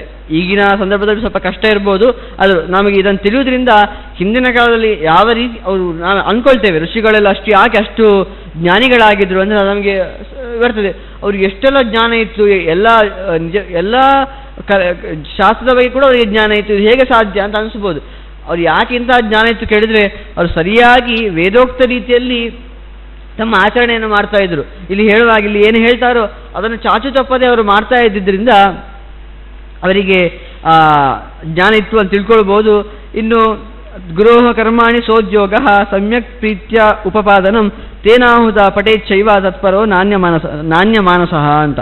ಇದನ್ನು ನಾವು ಯಥೋಚಿತವಾಗಿ ಈಗಲೂ ನಾವು ಅದನ್ನು ಮನಸ್ಸಿಗೆ ಅಳವಡಿಸ್ಕೊಳ್ಬೋದು. ಯಾವ ರೀತಿಯಾಗಿ ಕೇಳಿದರೆ, ನಾವು ಅಧ್ಯಯನವನ್ನು ಮಾಡ್ತಾ ಇದ್ದೇವೆ ಅಂತ ಹೇಳಿದರೆ ನಮಗೀಗ ತುಂಬ ಸಮಸ್ಯೆ, ಈ ದೂರವಾಣಿ ಅಂದರೆ ಮೊಬೈಲ್, ಅದರದ್ದು ತುಂಬ TV ಇದರದ್ದು ಸಮಸ್ಯೆ ಇರ್ತದೆ. ಆದರೆ ಅವನು ಅಧ್ಯಯನವನ್ನು ಮಾಡ್ತಾ ಇದ್ದಾನಂತಾದರೆ ಅವನು ಬೇರೆದಕ್ಕೆ ಮನಸ್ಸೇ ಕೊಡಬಾರ್ದು ಅಂತ ಹೇಳ್ತಾರೆ. ಅವನು ಅಧ್ಯಯನವನ್ನು ಮಾಡುವಾಗ ಆ ಅಧ್ಯಯನದಲ್ಲೇ ತತ್ಪರನಾಗಿರಬೇಕು. ಗುರುಗಳು ಏನು ಹೇಳ್ತಾರೋ ಅದನ್ನು ಸರಿಯಾಗಿ ಮಾಡಬೇಕು, ಬೇರೆ ಯಾವುದನ್ನು ಅವನು ಯೋಚನೆ ಮಾಡಬಾರ್ದು, ಅದರ ಬಗ್ಗೆ ಯೋಚನೆ ಮಾಡಬಾರ್ದು ಅಂತ ಹೇಳ್ತಾರೆ. ಆ ರೀತಿಯಾಗಿ ಬದುಕ್ತಾ ಇದ್ರು ನಮ್ಮ ಹಿಂದಿನ ಕಾಲದಲ್ಲಿ. ಅದರ ಬಗ್ಗೆ ಇಲ್ಲಿ ಹೇಳ್ತಾರೆ. ಹಾಗೆ ಹೇಳ್ತಾರೆ, ಏಕಂ ದೌ ಸಕಲಾಂಚ ವಾಪಿ ವೇದಾನ್ ಪ್ರಾಪ್ಯ ಗುರೋರ್ ಮುಖಾತ್ ಅನುಜ್ಞಾತೋ ವರಂ ದತ್ವಾ ಗುರವೇ ದಕ್ಷಿಣಾಂ ತತಃ. ಹಾಗೆಯೇ ಆ ಗುರುವಿನ ಮುಖದಿಂದ ವೇದಾದಿಗಳ ಅಧ್ಯಯನವನ್ನು ಮಾಡಿ ಆನಂತರ ಅವನಿಗೆ ಗುರು ಕಾಣಿಕೆ ಅಂತ. ನೋಡಿ ಎಷ್ಟು ವ್ಯತ್ಯಾಸ ಇದೆ. ಈಗಿನ ಕಾಲದಲ್ಲಿ ಎಲ್ಲ ನಾವು ಮೊದಲಿಗೆ ಇಷ್ಟು ಕೊಟ್ಟರೆ ಮಾತ್ರ ಆನಂತರ ವಿದ್ಯೆ ಅಂತ. ಆದರೆ ಮುಖ್ಯವಾಗಿ ವಿದ್ಯೆ ಅಂತ ಹೇಳಿದರೆ ಅದಕ್ಕೆ ಒಂದು ಬೆಲೆ ಕಟ್ಟಲಿಕ್ಕೆ ಸಾಧ್ಯ ಇಲ್ಲ. ಇಷ್ಟು ಕೊಟ್ಟರೆ ಮಾತ್ರ ನಾನು ಕೊಡ್ತೇನೆ ಅಂತ ಹೇಳಿದರೆ ಆ ವಿದ್ಯೆಗೆ ಅಷ್ಟೇ ಬೆಲೆನಾ? ಅಲ್ಲ. ಹಾಗಾಗಿ ಮೊದಲೆಲ್ಲ ವೇದವನ್ನು ವಿದ್ಯಾರ್ಥಿಗಳನ್ನು ಕೊಡುವಂಥದ್ದು. ಆನಂತರ ಅವನ ಯಥಾಶಕ್ತಿ ಎಷ್ಟು ಅವನಿಗೆ ಶಕ್ತಿ ಉಂಟು ಅಷ್ಟು ಕೊಡಲಿ ದಕ್ಷಿಣೆ ಅಂತ. ಅದು ಬಿಟ್ಟು ಫೀಸ್ ಎನ್ನುವ ಪದ್ಧತಿ ನಮ್ಮ ಭಾರತೀಯ ಸಂಸ್ಕೃತಿ ಅಲ್ಲ. ಹಾಗೆಯೇ ಹೇಳ್ತಾರೆ ಮುಂದೆ ಅವನು ಬ್ರಹ್ಮಚರ್ಯ ಮುಗಿಸಿದ ಮೇಲೆ ಏನು ಮಾಡಬೇಕು ಕೇಳಿದರೆ, ಗಾರ್ಹಸ್ಥ್ಯಾಶ್ರಮ ಕಾಮಸ್ತು ಗಾರ್ಹಸ್ಥ್ಯಾಶ್ರಮ ಅವಸೇತ್ ವಾನಪ್ರಸ್ಥಾಶ್ರಮಂ ಕ್ವಾಪಿ ಚತುರ್ಥಂ ಸ್ವೇಚ್ಛೆಯಾತ್ಮನಃ. ಮುಂದೆ ಅವನು ಬ್ರಹ್ಮಚರ್ಯವನ್ನು ಪಡೆದ ಮೇಲೆ ಅವನು ಆನಂತರ ಗಾರ್ಹಸ್ಥ್ಯಾಶ್ರಮವನ್ನು ಪಡ್ಕೊಳ್ಬೋದು, ಅಥವಾ ವಾನಪ್ರಸ್ಥಾಶ್ರಮವನ್ನು ಪಡ್ಕೊಳ್ಬೋದು, ಅಥವಾ ಸನ್ಯಾಸಾಶ್ರಮವನ್ನು ಪಡ್ಕೊಳ್ಬೋದು ಅಂತ. ಇದನ್ನು ನಾವು ಆಚಾರ್ಯರ ಒಂದು ನಮ್ಮ ಅವರ ಒಂದು ಜೀವನದಲ್ಲೂ ನಾವು ನೋಡ್ತೇವೆ. ಮಧ್ವಾಚಾರ್ಯರ ಜೀವನ ಪದ್ಧತಿಯಲ್ಲಿ ಏನು ಕೇಳಿದರೆ, ಅವರು ಯಾವಾಗ ಆಶ್ರಮವನ್ನು ಪಡೆದು ಅಂತ ಕೇಳುವಾಗ ಬಾಲಕನಾಗಿದ್ದರು ಅವ್ರು ಏನು ಹೇಳ್ತಾರೆ ಕೇಳಿದರೆ, ಯದ ಹರೇವ ವಿರಜೇತ್ ತದ ಹರೇವ ಪ್ರವ್ರಜೇತ್ ಅಂತ. ನಿನಗೆ ಯಾವಾಗ ವಿರಕ್ತಿ ಬರ್ತದೋ ಉಂಟಲ್ವಾ ಆವಾಗಲೂ ನೀನು ಸನ್ಯಾಸ ತಗೊಂಡ್ಬಿಡು ಅಂತ. ಅದಕ್ಕೆ ವಯಸ್ಸಂತ ಇಲ್ಲ. ಈ ನಿಶ್ಚಿಕ ವಯಸ್ಸು ನೀನು ಸನ್ಯಾಸಿ ಆಗ್ತೀಯ ಕೇಳಿದರೆ ಅದೆಲ್ಲ, ನಿನಗೆ ಯಾವಾಗ ವಿರಕ್ತಿ ಬರ್ತದೋ ಅವತ್ತೇ ನೀನು ತಗೊಳ್ಬೇಕು ಅಂತ ಆಚಾರ್ಯರು ಈ ಮಾತನ್ನು ಹೇಳಿದ್ದನ್ನು ನಾವು ಕಾಣ್ಬೋದು. ಅದನ್ನು ಇಲ್ಲಿ ಹೇಳ್ತಾರೆ, ನಿನಗೆ ಯಾವಾಗ ವಿರಕ್ತಿ ಬರ್ತದೋ ಆವಾಗ ನೀನು ಬ್ರಹ್ಮಚರ್ಯ ಆಶ್ರಮದಿಂದ ಗೃಹಸ್ಥಾಶ್ರಮಕ್ಕೂ ಹೋಗ್ಬೋದು, ಅಥವಾ ವಾನಪ್ರಸ್ಥಾಶ್ರಮಕ್ಕೂ ಹೋಗ್ಬೋದು, ಅಥವಾ ಸನ್ಯಾಸಾಶ್ರಮಕ್ಕೂ ಹೋಗ್ಬೋದು ಅಂತ ಹೇಳ್ತಾರೆ. ಮುಂದೆ ಸುಕೇಶ್ ಕೇಳ್ತಾನೆ, ನೀವು ಬ್ರಹ್ಮಚರ್ಯ ಆಶ್ರಮದ ಬಗ್ಗೆ ಹೇಳಿದ್ರಿ, ಸ್ವಲ್ಪ ಗೃಹಸ್ಥಾಶ್ರಮದ ಬಗ್ಗೆ ಹೇಳಿ ಅಂತ ಹೇಳುವಾಗ, ಸದಾಚಾರೋ ನಿಗದಿತೋ ಯುಷ್ಮಾಭಿಃ ಮಮ ಸುವ್ರತಾಃ ಲಕ್ಷಣಂ ಶ್ರೋತುಮಿಚ್ಛಾಮಿ ಕಥಯದ್ವಂ ತಮದ್ಯಮೇ. ನೀವೀಗ ನನಗೆ ಸ್ವಲ್ಪ ಗೃಹಸ್ಥಾಶ್ರಮದ ಬಗ್ಗೆ ಹೇಳಿ ಅಂತ ಹೇಳುವಾಗ ಋಷಿಗಳು ಹೇಳ್ತಾರೆ, ಸದಾಚಾರೋ ನಿಗದಿತಸ್ತವ ಯೋಸ್ಮಾಭಿ ಆದರಾತ್ ಲಕ್ಷಣಂ ತಸ್ಯ ವಕ್ಷ್ಯಾಮಃ ತಚ್ಚುರ್ಣಶ್ವ ನಿಶಾಚರ. ಆಯಿತು, ನೀ ಕೇಳ್ತಾ ಇದ್ದೀಯಲ್ವ, ನೀ ಭಕ್ತಿಯಿಂದ ಕೇಳ್ತಾ ಇದ್ದೀ, ಆದ್ದರಿಂದ ನಾನು ಹೇಳ್ತಾ ಇದ್ದೇನೆ, ಆ ಗೃಹಸ್ಥಾಶ್ರಮ ಧರ್ಮ ಏನು ಅಂತ ನಾನು ಹೇಳ್ತೇನೆ ಅಂತ ಹೇಳ್ತಾರೆ. ಹಾಗೆ ಹೇಳ್ತಾರೆ, ಗೃಹಸ್ಥಿರ ಸದಾ ಕಾರ್ಯಂ ಆಚಾರ ಪರಿಪಾಲನಂ ನಹ್ಯಾಚಾರ ವಿಹೀನಸ್ಯ ಭದ್ರಂ ಮತ ಪರತ್ರ ಚ. ಒಬ್ಬ ಗೃಹಸ್ಥ ಅಂತಾದರೆ ಅವನು ಆಚಾರವನ್ನು, ಅದು ಗೃಹಸ್ಥ ಅಂತಲ್ಲ ಗೃಹಿಣಿಗೆ ಸಹ ಅನ್ವಯ ಮಾಡಿ ಹೇಳುವಂಥದ್ದು. ಆ ಗೃಹಸ್ಥ ಅಥವಾ ಅಂತಾದರೆ ಆಚಾರವನ್ನು ಏನು ಶಾಸ್ತ್ರದಲ್ಲಿ ಹೇಳಿದ್ದಾರೋ ಅದನ್ನು ಯಾವಾಗಲೂ ಮಾಡಲೇಬೇಕು. ಅದು ಯಾವ ರೀತಿಯಾಗಿ ಅವನು ಆಚಾರವನ್ನು ಪರಿಪಾಲನೆ ಮಾಡದಿದ್ದರೆ ಅವನಿಗೆ ಇಲ್ಲಿಯೂ ಸುಖ ಇಲ್ಲ, ಪರದಲ್ಲಿಯೂ ಬೇರೆ ಕಡೆಯೂ ಸುಖ ಇಲ್ಲ ಅಂತ ಹೇಳ್ತಾರೆ. ಹಾಗಾಗಿ ಏನು ಮಾಡಬೇಕು ಹಾಗಾದರೆ ಅಂತ ಹೇಳುವಾಗ, ಬ್ರಾಹ್ಮೇ ಮುಹೂರ್ತೆ ಪ್ರಥಮಂ ವಿಬುದ್ಧೇತ್ ಅನುಸ್ಮರೆ ದೇವವರಾನ್ ಮಹರ್ಷೀನ್ ಪ್ರಾಭಾತಿಕಂ ಮಂಗಳಮೇವ ವಾಚ್ಯಂ ಯದುಕ್ತವಾನ್ ದೇವಪತಿ ತ್ರಿನೇತ್ರಃ. ನೀನು ಬೆಳಗ್ಗೆ ಎದ್ದಿ ಅಂತಾದರೆ ಯಾವಾಗ ಹೇಳಬೇಕಂತ ಮೊದಲಿಗೆ ಹೇಳ್ತಾರೆ. ಯಾವಾಗ ಹೇಳಬೇಕಂತೇಳಿ ಸೂರ್ಯೋದಯ ಒಂದು ಈಗ 6:45 ಅಷ್ಟೊತ್ತಿಗೆ ಆಗ್ತಾ ಇದೆ. 6:45 ಅಂತಾದರೆ ಶಾಸ್ತ್ರ ಹೇಳುವ ಪ್ರಕಾರ 4:45 5 ಗಂಟೆ ಅಷ್ಟೊತ್ತಿಗೆ ಎದ್ದಿರಬೇಕು. ಅದಕ್ಕಿಂತ ಅವನು ತಡವಾಗಿ ಹೇಳ್ತಾನಂತಾದರೆ ಅದು ಕೂಡ ಒಂದು ದುರಾಚಾರ, ಅದು ಒಂದು ಆಚಾರವನ್ನು ಮೀರಿದ ಹಾಗೆ. ಅಷ್ಟೊತ್ತಿಗೆ ಎದ್ದು ಏನು ಮಾಡಬೇಕು ಹೇಳಿದರೆ ಮೊದಲು ಆ ಪ್ರಾತಃಸ್ತೋತ್ರವನ್ನು ಮಂಗಳಾಷ್ಟಕವನ್ನು ಹೇಳಬೇಕು ಅಂತ ಹೇಳ್ತಾರೆ. ಆ ಮಂಗಳಾಷ್ಟಕವನ್ನು ರುದ್ರದೇವರೇ ಹೇಳಿದ್ರಂತೆ ಅದನ್ನು ಋಷಿಗಳು ಆ ಸುಪ್ರಭಾತವನ್ನು ಇಲ್ಲಿ ಹೇಳ್ತಾರೆ ಯಾವ ರೀತಿಯಾಗಿ ಮಾಡಿದ್ದಾರೆ ಅಂತ. ಯಥಾಶಕ್ತಿ ಚಿಂತನೆಯನ್ನು ಮಾಡೋಣ. ಬ್ರಹ್ಮ ಮುರಾರಿಹಿ ತ್ರಿಪುರಾಂತಕಾರಿ ಭಾನು ಶಶಿ ಭೂಮಿಸುತೋ ಬುಧಶ್ಚ ಗುರುಶ್ಚ ಶುಕ್ರ ಸಹ ಭಾನುಜೇನ ಕುರ್ವಂತು ಸರ್ವೇ ಮಮ ಸುಪ್ರಭಾತಂ ಅಂತ. ಮೊದಲಿಗೆ ದೊಡ್ಡ ದೊಡ್ಡ ತತ್ವಗಳಿವೆ ನಮ್ಮ ಜಗತ್ತಿನಲ್ಲಿ ಅಂತ ಹೇಳಿದರೆ ಯಾವುದೆಲ್ಲ ಅಂತ ಹೇಳಿದರೆ, ಬ್ರಹ್ಮ ನಮ್ಮ ಸೃಷ್ಟಿಕರ್ತ, ಆ ಬ್ರಹ್ಮ, ಮುರಾರಿ ಆ ವಿಷ್ಣು ನಮ್ಮ ಇಡೀ ಜಗತ್ತಿನ ಒಂದು ನಾಯಕನ ಸ್ಥಾನದಲ್ಲಿರುವವ. ಇನ್ನು ತ್ರಿಪುರಾಂತಕಾರಿ, ತ್ರಿಪುರಾಂತಕ ಅಂದರೆ ಶಿವ, ಆ ಶಿವ. ಇನ್ನು ಭಾನು ಸೂರ್ಯ, ಶಶಿ ಚಂದ್ರ, ಮಂಗಳ ಬುಧ ಗುರು ಶುಕ್ರ ಭಾನುಜಾನ ಶನಿ, ಇವರೆಲ್ಲ ಕೂಡ ನನಗೆ ಒಳ್ಳೆಯ ಸುಪ್ರಭಾತವನ್ನು ಮಾಡಲಿ ಅಂತ. ನೋಡಿ, ಶನಿ ಹತ್ರ ನಾವು ಬೇಡುವಂಥದ್ದು, ನನಗೆ ಒಂದು ಒಳ್ಳೆಯ ಸುಪ್ರಭಾತವನ್ನು ನೀಡು, ನನಗೆ ಒಳ್ಳೆಯ ದಿನವನ್ನು ನೀಡು ಅಂತ. ಯಾಕಂದರೆ ಆ ದೇವತೆಗಳು ನಮಗೆ ಯಾವಾಗಲೂ ಒಳ್ಳೆಯದನ್ನೇ ಮಾಡಲಿಕ್ಕೆ ಕಾಯ್ತಾ ಇರ್ತಾರೆ, ಯಾವಾಗಲೂ ಒಳ್ಳೆಯದೇ ಮಾಡಬೇಕು ಇವನಿಗೆ ಅಂತ. ಇವನಿಗೆ ಗ್ರಹಚಾರ ಕೆಟ್ಟದಿದ್ದರೂ ಕೂಡ ಆ ಗ್ರಹಚಾರವನ್ನು ಕಮ್ಮಿ ಮಾಡೋಣ ಅಂತ ಅವರು ಸರಿಯಾಗಿ ಸಿದ್ಧರಾಗಿರ್ತಾರೆ ಕಮ್ಮಿ ಮಾಡಲಿಕ್ಕೆ. ಹಾಗಾಗಿ ಅವರದ್ದು ನಾವು ಪ್ರಾರ್ಥನೆ ಮಾಡಬೇಕು, ನನಗೆ ಒಳ್ಳೆಯ ದಿನವನ್ನು ನೀಡಿ ಅಂತ. ಹಾಗಾಗಿ ಅವರು ಆಗ ಆ ಸುಪ್ರಭಾತವನ್ನು ನಾವು ಪ್ರಾರ್ಥನೆ ಮಾಡಿದಾಗ ಆ ಒಳ್ಳೆಯ ಒಂದು ಮಂಗಳವನ್ನು ನೀಡ್ತಾರೆ. ಅಷ್ಟೇ ಅಲ್ಲ, ದೇವತೆಗಳು ಮಾತ್ರ ಅಲ್ಲ, ಇನ್ನು ಹೇಳ್ತಾರೆ, ಭೃಗುರು ವಸಿಷ್ಠ ಕ್ರತುರಾಂಗಿರಾಶ್ಚ ಮನುಃಪುಲಸ್ತ್ಯ ಪುಲಹ ಸ ಗೌತಮಃ ರೈವ್ಯೋ ಮರೀಚಿ ಚವನೋ ಋಭುಶ್ಚ ಕ್ರುವಂತು ಸರ್ವೇ ಮಮ ಸುಪ್ರಭಾತಂ. ಇನ್ನು ಭೃಗು ಋಷಿಗಳು ದೊಡ್ಡ ಆ ಬ್ರಹ್ಮನಿಂದ ಹುಟ್ಟಿರುವವರು. ಹಾಗಾಗಿ ಆ ಭೃಗುಗಳಲ್ಲಿ ಭಗವಂತನ ಸನ್ನಿಧಾನ ಜಾಸ್ತಿ ಇದೆ ಅಂತ ಕೃಷ್ಣ ಭಗವದ್ಗೀತೆಯಲ್ಲಿ ಕೃಷ್ಣನೇ ಹೇಳ್ತಾನೆ, ನನ್ನ ಸನ್ನಿಧಾನ ಭೃಗುಗಳಲ್ಲಿ ಹೆಚ್ಚು ಅಂತ. ಅಂತಹ ಭೃಗು ಋಷಿಗಳು. ಇನ್ನು ವಸಿಷ್ಠ, ಇನ್ನು ಕ್ರತು ಅಂತ ಹೇಳುವಾಗ ಬ್ರಹ್ಮನ ಮಾನಸ 10 ಮಾನಸ ಪುತ್ರರು ಅಂತ ಇದ್ದಾರೆ. ಅವರಲ್ಲಿ ಈ ಕ್ರತುಗಳು ಕೂಡ, ಕ್ರತು ಮಹರ್ಷಿಗಳು ಕೂಡ ಒಬ್ರು. ಅಂತಹ ಕ್ರತು, ಅಂಗಿರ ಕೂಡ ಹಾಗೇನೆ. ಅಂಗಿರ, ಮನುಹು, ಪುಲಸ್ತ್ಯ, ಪುಲಹ, ಗೌತಮರು, ರೈಬ್ಯರು, ಮರೀಚಿಗಳು, ಚವನರು, ಋಭುಗಳು, ನೀವೆಲ್ಲ ತುಂಬ ವರ್ಷಗಳ ತಪಸ್ಸಿನಿಂದ ಒಂದು ಒಳ್ಳೆಯ ಜ್ಞಾನವನ್ನು ಪಡೆದಿದ್ದೀರಿ. ಅಂತಹ ಜ್ಞಾನಿಗಳಾದ ನೀವು ನನಗೆ ಒಳ್ಳೆಯ ಸುಪ್ರಭಾತವನ್ನು ನೀಡಿ ಅಂತ ಕೇಳ್ತಾರೆ. ಇನ್ನು ಶರತ್ಕುಮಾರ ಸನಕಃ ಸುನಂದನಃ ಸನಾತನೋಪ್ಯ ಸುರಿಪಿಂಗಲೋಚ ಸಪ್ತಸ್ವರ ಸಪ್ತರಸಾತಲಾಶ್ಚ ಕುರುವಂತು ಸರ್ವೇ ಮಮ ಸುಪ್ರಭಾತಂ. ಇನ್ನು ಸನಕ ಸನಂದನ ಸನಾತನ ಸನತ್ಕುಮಾರ ಅಂತ 4 ಸನತ್ಕುಮಾರರು, ಬ್ರಹ್ಮನ ಮಾನಸಪುತ್ರ. ಅವರು ಕೂಡ ಬ್ರಹ್ಮನಿಂದಲೇ ಹುಟ್ಟಿದವರು. ಅವರ ತಪಸ್ಸು ಯಾಕೆ ಕೇಳಿದರೆ, ಅವರು ದೊಡ್ಡ ಸನ್ಯಾಸಿಗಳು, ಪರಮ ಹಂಸಿಗಳು. ಅಷ್ಟೇ ಅಲ್ಲದೆ ಕಾಮವನ್ನೇ ಗೆದ್ದವರು. ಕಾಮದ ಮೊನ್ನೆ ನೋಡಿದ್ವಿ ಕಾಮ ಎಷ್ಟು ಸಮಸ್ಯೆ ಕೊಡ್ತೇವೆ ನಾವು ಹಿಂದೆ ಈ ವಾಮನ ಪುರಾಣದಲ್ಲಿ. ಅಂತಹ ಕಾಮವನ್ನು ಗೆದ್ದವರು ನೀವು. ಹಾಗೆ ನೀವು ಇಂತಹ ಕಾಮವನ್ನು ಗೆದ್ದವರಾದಂತಹ ನೀವು ನನಗೆ ಸುಪ್ರಭಾತವನ್ನು ನೀಡಿ. ನಾನು ಕೂಡ ಬೇಡದಿದ್ದದರಲ್ಲಿ ಇಚ್ಛೆ ಪಡ್ತೇನೆ. ನಾನು ಅದು ಬೇಡ, ನನಗೆ ಜೀವನಕ್ಕೆ ಒಳ್ಳೆಯದಲ್ಲ, ಅದು ಒಳ್ಳೆಯದಲ್ಲ ಅಂತಾದರೂ ಕೂಡ ನಾನು ಅದರಲ್ಲಿ ಇಚ್ಛೆ ಪಡ್ತೇನೆ. ಹಾಗಾಗಿ ನೀವು ನನಗೆ ಆ ಒಂದು ಒಳ್ಳೆಯ ಸುಪ್ರಭಾತವನ್ನು ನೀಡಿ, ಅಂತಹ ಕಾಮನೆಯನ್ನು ನೀಡದಾಗಿ ಮಾಡಿ ಅಂತ ಅವರಲ್ಲಿ ಕೇಳುವಂಥದ್ದು. ಇನ್ನು ಪೃಥ್ವೀ ಸಗಂಧ ಸರಸಾಹ ತಥಾಪಹ ಸ್ಪರ್ಶಶ್ಚ ವಾಯುರ್ಜ್ವಲನಃ ಸತೇಜಾಹ ನವಸ್ತಶಬ್ದಂ ಮಹತಾ ಸಹೈವ ಯಚ್ಚಂದು ಸರ್ವೇ ಮಮ ಸುಪ್ರಭಾತಂ ಅಂತ. ಇನ್ನು 5 ಪಂಚಭೂತಗಳು, ಪೃಥ್ವಿ, ಆಪ್, ತೇಜು, ವಾಯು, ಆಕಾಶ ಅಂತ. ಭೂಮಿ, ನೀರು, ವಾಯು, ಆಕಾಶ, ಬೆಂಕಿ ಅಂತ.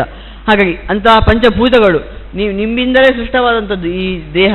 ಹಾಗಾಗಿ ನೀವು ನನಗೆ ಸುಪ್ರಭಾತವನ್ನು ನೀಡಿ. ಹಾಗೆಯೇ ಅದರ ತನ್ಮಾತ್ರಗಳು, ಈಗ ಭೂಮಿಯ ಗುಣ ಯಾವುದು ಕೇಳಿದರೆ ಒಂದು ಅದರದ್ದು ರೂಪ, ಅದರ ಗುಣ.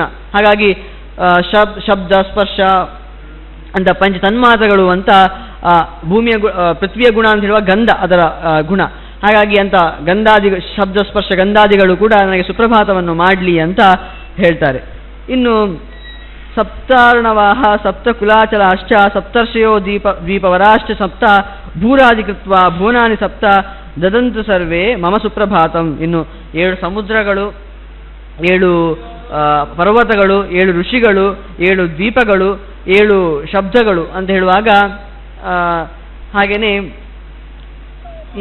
ನೀವೆಲ್ಲ ಕೂಡ ನನಗೆ ಸುಪ್ರಭಾತವನ್ನು ನೀಡಿ ಅಂತ.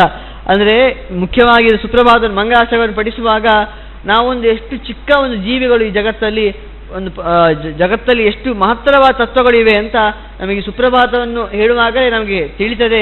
ಹಾಗಾಗಿ ಇಂಥ ದೊಡ್ಡ ದೊಡ್ಡ ತತ್ವಗಳು ನೀವು ನನಗೆ ಸುಪ್ರಭಾತವನ್ನು ಮಾಡಿ ಅಂತ ಕೇಳ್ತಾರೆ. ಆಗ ಏನಾಗ್ತದೆ ಅಂತ ಹೇಳುವಾಗ, ಇತ್ತಂ ಪ್ರಭಾತೆ ಪರಮಂ ಪವಿತ್ರಂ ಪಟೇ ಸ್ಮರೇದ್ವಾ ಶೃಣಿಯಾಚ ಭಕ್ತ್ಯ ದುಸ್ವಪ್ನನಾಶೋ ನಗ ಸುಪ್ರಭಾತಂ ಭವೇಚ ಸತ್ಯಂ ಭಗವತ್ ಪ್ರಸಾದಾತ್. ಈ ರೀತಿಯಾಗಿ ಕೇಳಿದರೆ ನಮಗೆ ಸುಪ್ರಭಾತ ಖಂಡಿತ ಆಗಿಯೇ ಆಗ್ತದೆ ಅಂತ ಹೇಳಿ ಮುಂದೆ ಏನು ಮಾಡಬೇಕು ಅಂತ ಹೇಳುವಾಗ, ತತಸ್ತು ಶೌಚಾರ್ಥಂ ಉಪಾಹರೇ ಮೃತಂ ಗುದೇ ತ್ರಯಂ ಪಾಣಿತಲೇ ಚ ಸಪ್ತ ತಥೋಭಯೋ ಪಂಚ ಚತುಸ್ತೈಕಾಂ ಲಿಂಗೇ ತದೈಕಾಂ ಮೃದಮಾಹರೇತ ಅದು ಹೇಳ್ತಾರೆ. ಆ ನಂತರ ಶೌಚಕ್ಕಾಗಿ ಹೋಗುವಾಗ ಮಣ್ಣಿನ ಬಳಕೆ ಮಾಡಿ ಅಂತ ಹೇಳ್ತಾರೆ. ಏನು ಶೌಚವನ್ನು ಮಾಡಿದ್ರು ಆ ಮಣ್ಣನ್ನು ಬಳಕೆ ಮಾಡಿ ಅಂತ ಅಲ್ಲ, ಅದು ಕಾಲಕ್ಕೆ ಕ್ರಮೇಣ ವ್ಯತ್ಯಾಸ ಆಗಬೇಕು. ಈಗ ನಾವು ಸೋಪನ್ನು ಬಳಕೆ ಮಾಡ್ತೇವೆ ಅಂತ ಹೇಳಿದರೆ, ಈಗಲೂ ಕೂಡ ನಾವು ಏನೋ ತುಂಬ ಬೆಳೆದಿದ್ದೇವೆ ಅಂತಲೇ ಮಾಡರ್ನಿಟಿ ಅಂತಲೇ ಹೇಳ್ತೇವೆ. ಆದರೆ ಈಗ ಏನೋ ಚರ್ಮ ಸಮಸ್ಯೆ ಬಂದರೆ ವೈದ್ಯರು ಕೂಡ ಹೇಳುವಂಥ ಸೋಪನ್ನು ಬಳಕೆ ಮಾಡಬೇಡಿ ಅಂತ. ಅದಕ್ಕೆ ಹೇಳಿರುವಂಥದ್ದು. ಆ ಮಣ್ಣಿಗೆ ನೀವು ಬೇಕಾದ ಒಂದು ಬಾರಿ ಮಣ್ಣಿನಿಂದ ಸ್ನಾನ ಮಾಡಿ ನೋಡ್ಬೋದು, ಆಗ ನಾವು ಮಾಡ್ತೇವಂತಲ್ಲ. ಆದರೆ ಈಗ ತುಂಬ ಸಮಸ್ಯೆ, ಸಿಂಗ್ ನಿಲ್ತದೆ ಮಣ್ಣಿನಿಂದ ಸ್ನಾನ ಮಾಡಿದರೆ ಅಂತೆಲ್ಲ ತುಂಬ ಕಷ್ಟ ಇದೆ, ಹೌದು. ಆದರೆ ನಾವು ಮಣ್ಣಿನಿಂದ ಸ್ನಾನ ಮಾಡಿದರೆ ಆಗ ನಿಜವಾದ ಶೌಚ ಆಗ್ತದೆ ಅಂತ ನಮಗೆ ಒಂದು ಫೀಲ್ ಆಗ್ತದೆ ಅದು. ಹಾಗಾಗಿ ಆದಷ್ಟು ಪುರಾಣ ಹೇಳ್ತದೆ, ನೀವು ಮಣ್ಣಿನಿಂದಲೇ ಸ್ನಾನ ಮಾಡಿ ಆಗ ನಿಮಗೆ ಶುಚಿ ಆಗ್ತದೆ ಅಂತ ಹೇಳ್ತಾರೆ. ಮುಂದೆ ತದಸ್ಪೃಶೇ ಕಾನಿ ಶಿರಕ್ಕರೇಣ ಸಂಧ್ಯಾಮುಪಾಸಿ ತದಕ್ರಮೇಣ ಕೇಶಾಂ ಸಂಶೋಧ್ಯ ದಂತಧಾವನಂ ಕೃತ್ವಾ ತದಾ ದರ್ಪಣ ದರ್ಶನಂ ಚ.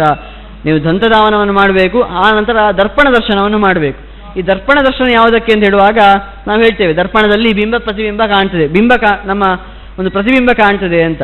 ಆ ಚಿಂತನೆ ಯಾಕೆ ಕೇಳಿದರೆ, ಬಿಂಬ ಮಾಡಿದ ಕೆಲಸ ಪ್ರತಿಬಿಂಬ ಮಾಡುವಂಥದ್ದು. ಈಗ ನಾವು ಕೈ ಎತ್ತಿದ್ರೆ ಅದರ ಕನ್ನಡಿಯಲ್ಲಿರುವ ಪ್ರತಿಬಿಂಬ ಕೂಡ ಕೈ ಎತ್ತಿದಾಗ ಆಗ್ತದೆ. ಇದು ಯಾಕೆ ಮಾಡುವಂಥದ್ದು ಕೇಳಿದರೆ, ದರ್ಪಣ ದರ್ಶನವನ್ನು ಬೆಳಗ್ಗೆ ಎದ್ದು ಮಾಡಿ ಯಾಕೆ ಹೇಳುವುದಂತ ಕೇಳಿದರೆ, ದೇವರು ಬಿಂಬೋಸ್ಮಿ ಪ್ರತಿಬಿಂಬೋಸ್ಮಿ ತವ ಯದ್ಯಪಿ ಚಾಂತರಂ ಸ್ವಾಮಿನ್ ನಿರ್ದೋಷ ಮದ್ದೋಷಂ ವಿರೇಚಯ ನಮೋಸ್ತುತೆ ಅಂತ ಹೇಳುವಂಥದ್ದು. ದೇವರು ಬಿಂಬ, ನಾನು ಪ್ರತಿಬಿಂಬ ಅಂತ.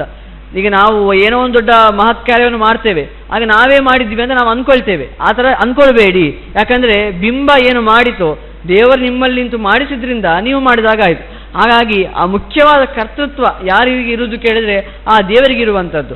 ಹಾಗಾಗಿ ಆ ಅಹಂಕಾರವನ್ನು ನಾವು ಬಿಡಬೇಕು ಬೆಳಗ್ಗೆ ಅಂತ ಹೇಳುವುದಕ್ಕೋಸ್ಕರ ಆ ಕನ್ನಡಿಯನ್ನು ನೋಡಿ ಅಂತ. ಆ ಕನ್ನಡಿಯನ್ನು ನೋಡುವಾಗ ನಾವು ಬಿಂಬ ಪ್ರತಿಬಿಂಬ ನೋಡುವಾಗ ನಮಗೆ ನೆನಪಾಗ್ತದೆ, ಆ ದೇವರು ಬಿಂಬ, ನಾವು ಪ್ರತಿಬಿಂಬ, ದೇವರು ಏನು ಮಾಡ್ತಾನೋ ಅದನ್ನೇ ನಾವು ಮಾಡ್ತೇವೆ ಅಂತ ಇಷ್ಟು ಚಿಂತನೆ ಇರುವಾಗ ಅದು ನಮಗೆ ಶ್ರೇಯಸ್ಕರ ಅಂತ ಆಗಿರುವುದರಿಂದ ಕನ್ನಡಿಯನ್ನು ನೋಡಿ. ಆನಂತರ ಆ ಸಂಧ್ಯೆಯನ್ನು ದೇವರ ಒಂದು ಬೆಳಗ್ಗೆ ಎದ್ದು ಆ ಸಂಧ್ಯಾಕಾಲದಲ್ಲಿ ಒಂದು 5:30, 6:30, 7 ಗಂಟೆ ಸಮಯದಲ್ಲಿ ಆ ದೇವರ ಧ್ಯಾನವನ್ನು ಎಲ್ಲರೂ ಮಾಡಬೇಕು ಅಂತ ಹೇಳ್ತಾರೆ.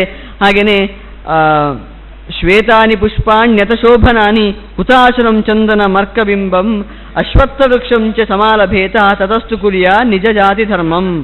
ಆನಂತರ ಸಂಧ್ಯೆಯನ್ನು ಮಾಡಿದ ಮೇಲೆ ಶ್ವೇತವಾದ ಬಿಳಿಯಾದಂತಹ ಹೂಗಳನ್ನು ನೋಡಬೇಕಂತೆ, ಇನ್ನು ಅಶ್ವತ್ಥ ವೃಕ್ಷವನ್ನು ನೋಡಬೇಕಂತೆ, ಇನ್ನು ಚಂದನಾದಿ ಅರ್ಕಗಳನ್ನು, ಚಂದನಾದಿ ವೃಕ್ಷಗಳನ್ನು ನೋಡಬೇಕಂತೆ.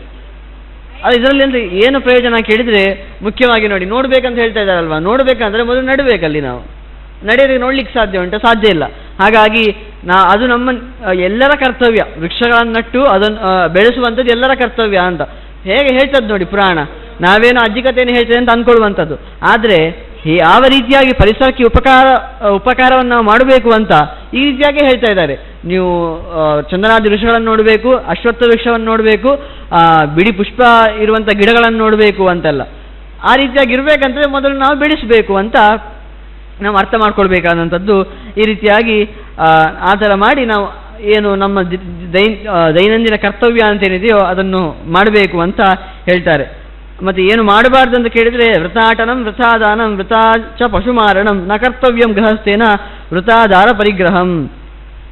ಇನ್ನು ಸುಮ್ಮನೆ ಅಟನ ಮಾಡುವಂಥ, ಸುಮ್ಮನೆ ತಿರುಗ್ತಾ ಇರುವಂಥದ್ದು, ಏನು ಕಾರಣ ಇಲ್ಲ ತಿರುಗ್ತಾ ಇರುವಂಥದ್ದು, ಸುಮ್ಮನೆ ಆ ಪ್ರಾಣಿಗಳನ್ನು ಸಾಯಿಸುವಂಥದ್ದು, ಇನ್ನು ಇದೆಲ್ಲ ಗೃಹಸ್ಥರು ಯಾವತ್ತೂ ಮಾಡಬಾರ್ದು ಅಂತ.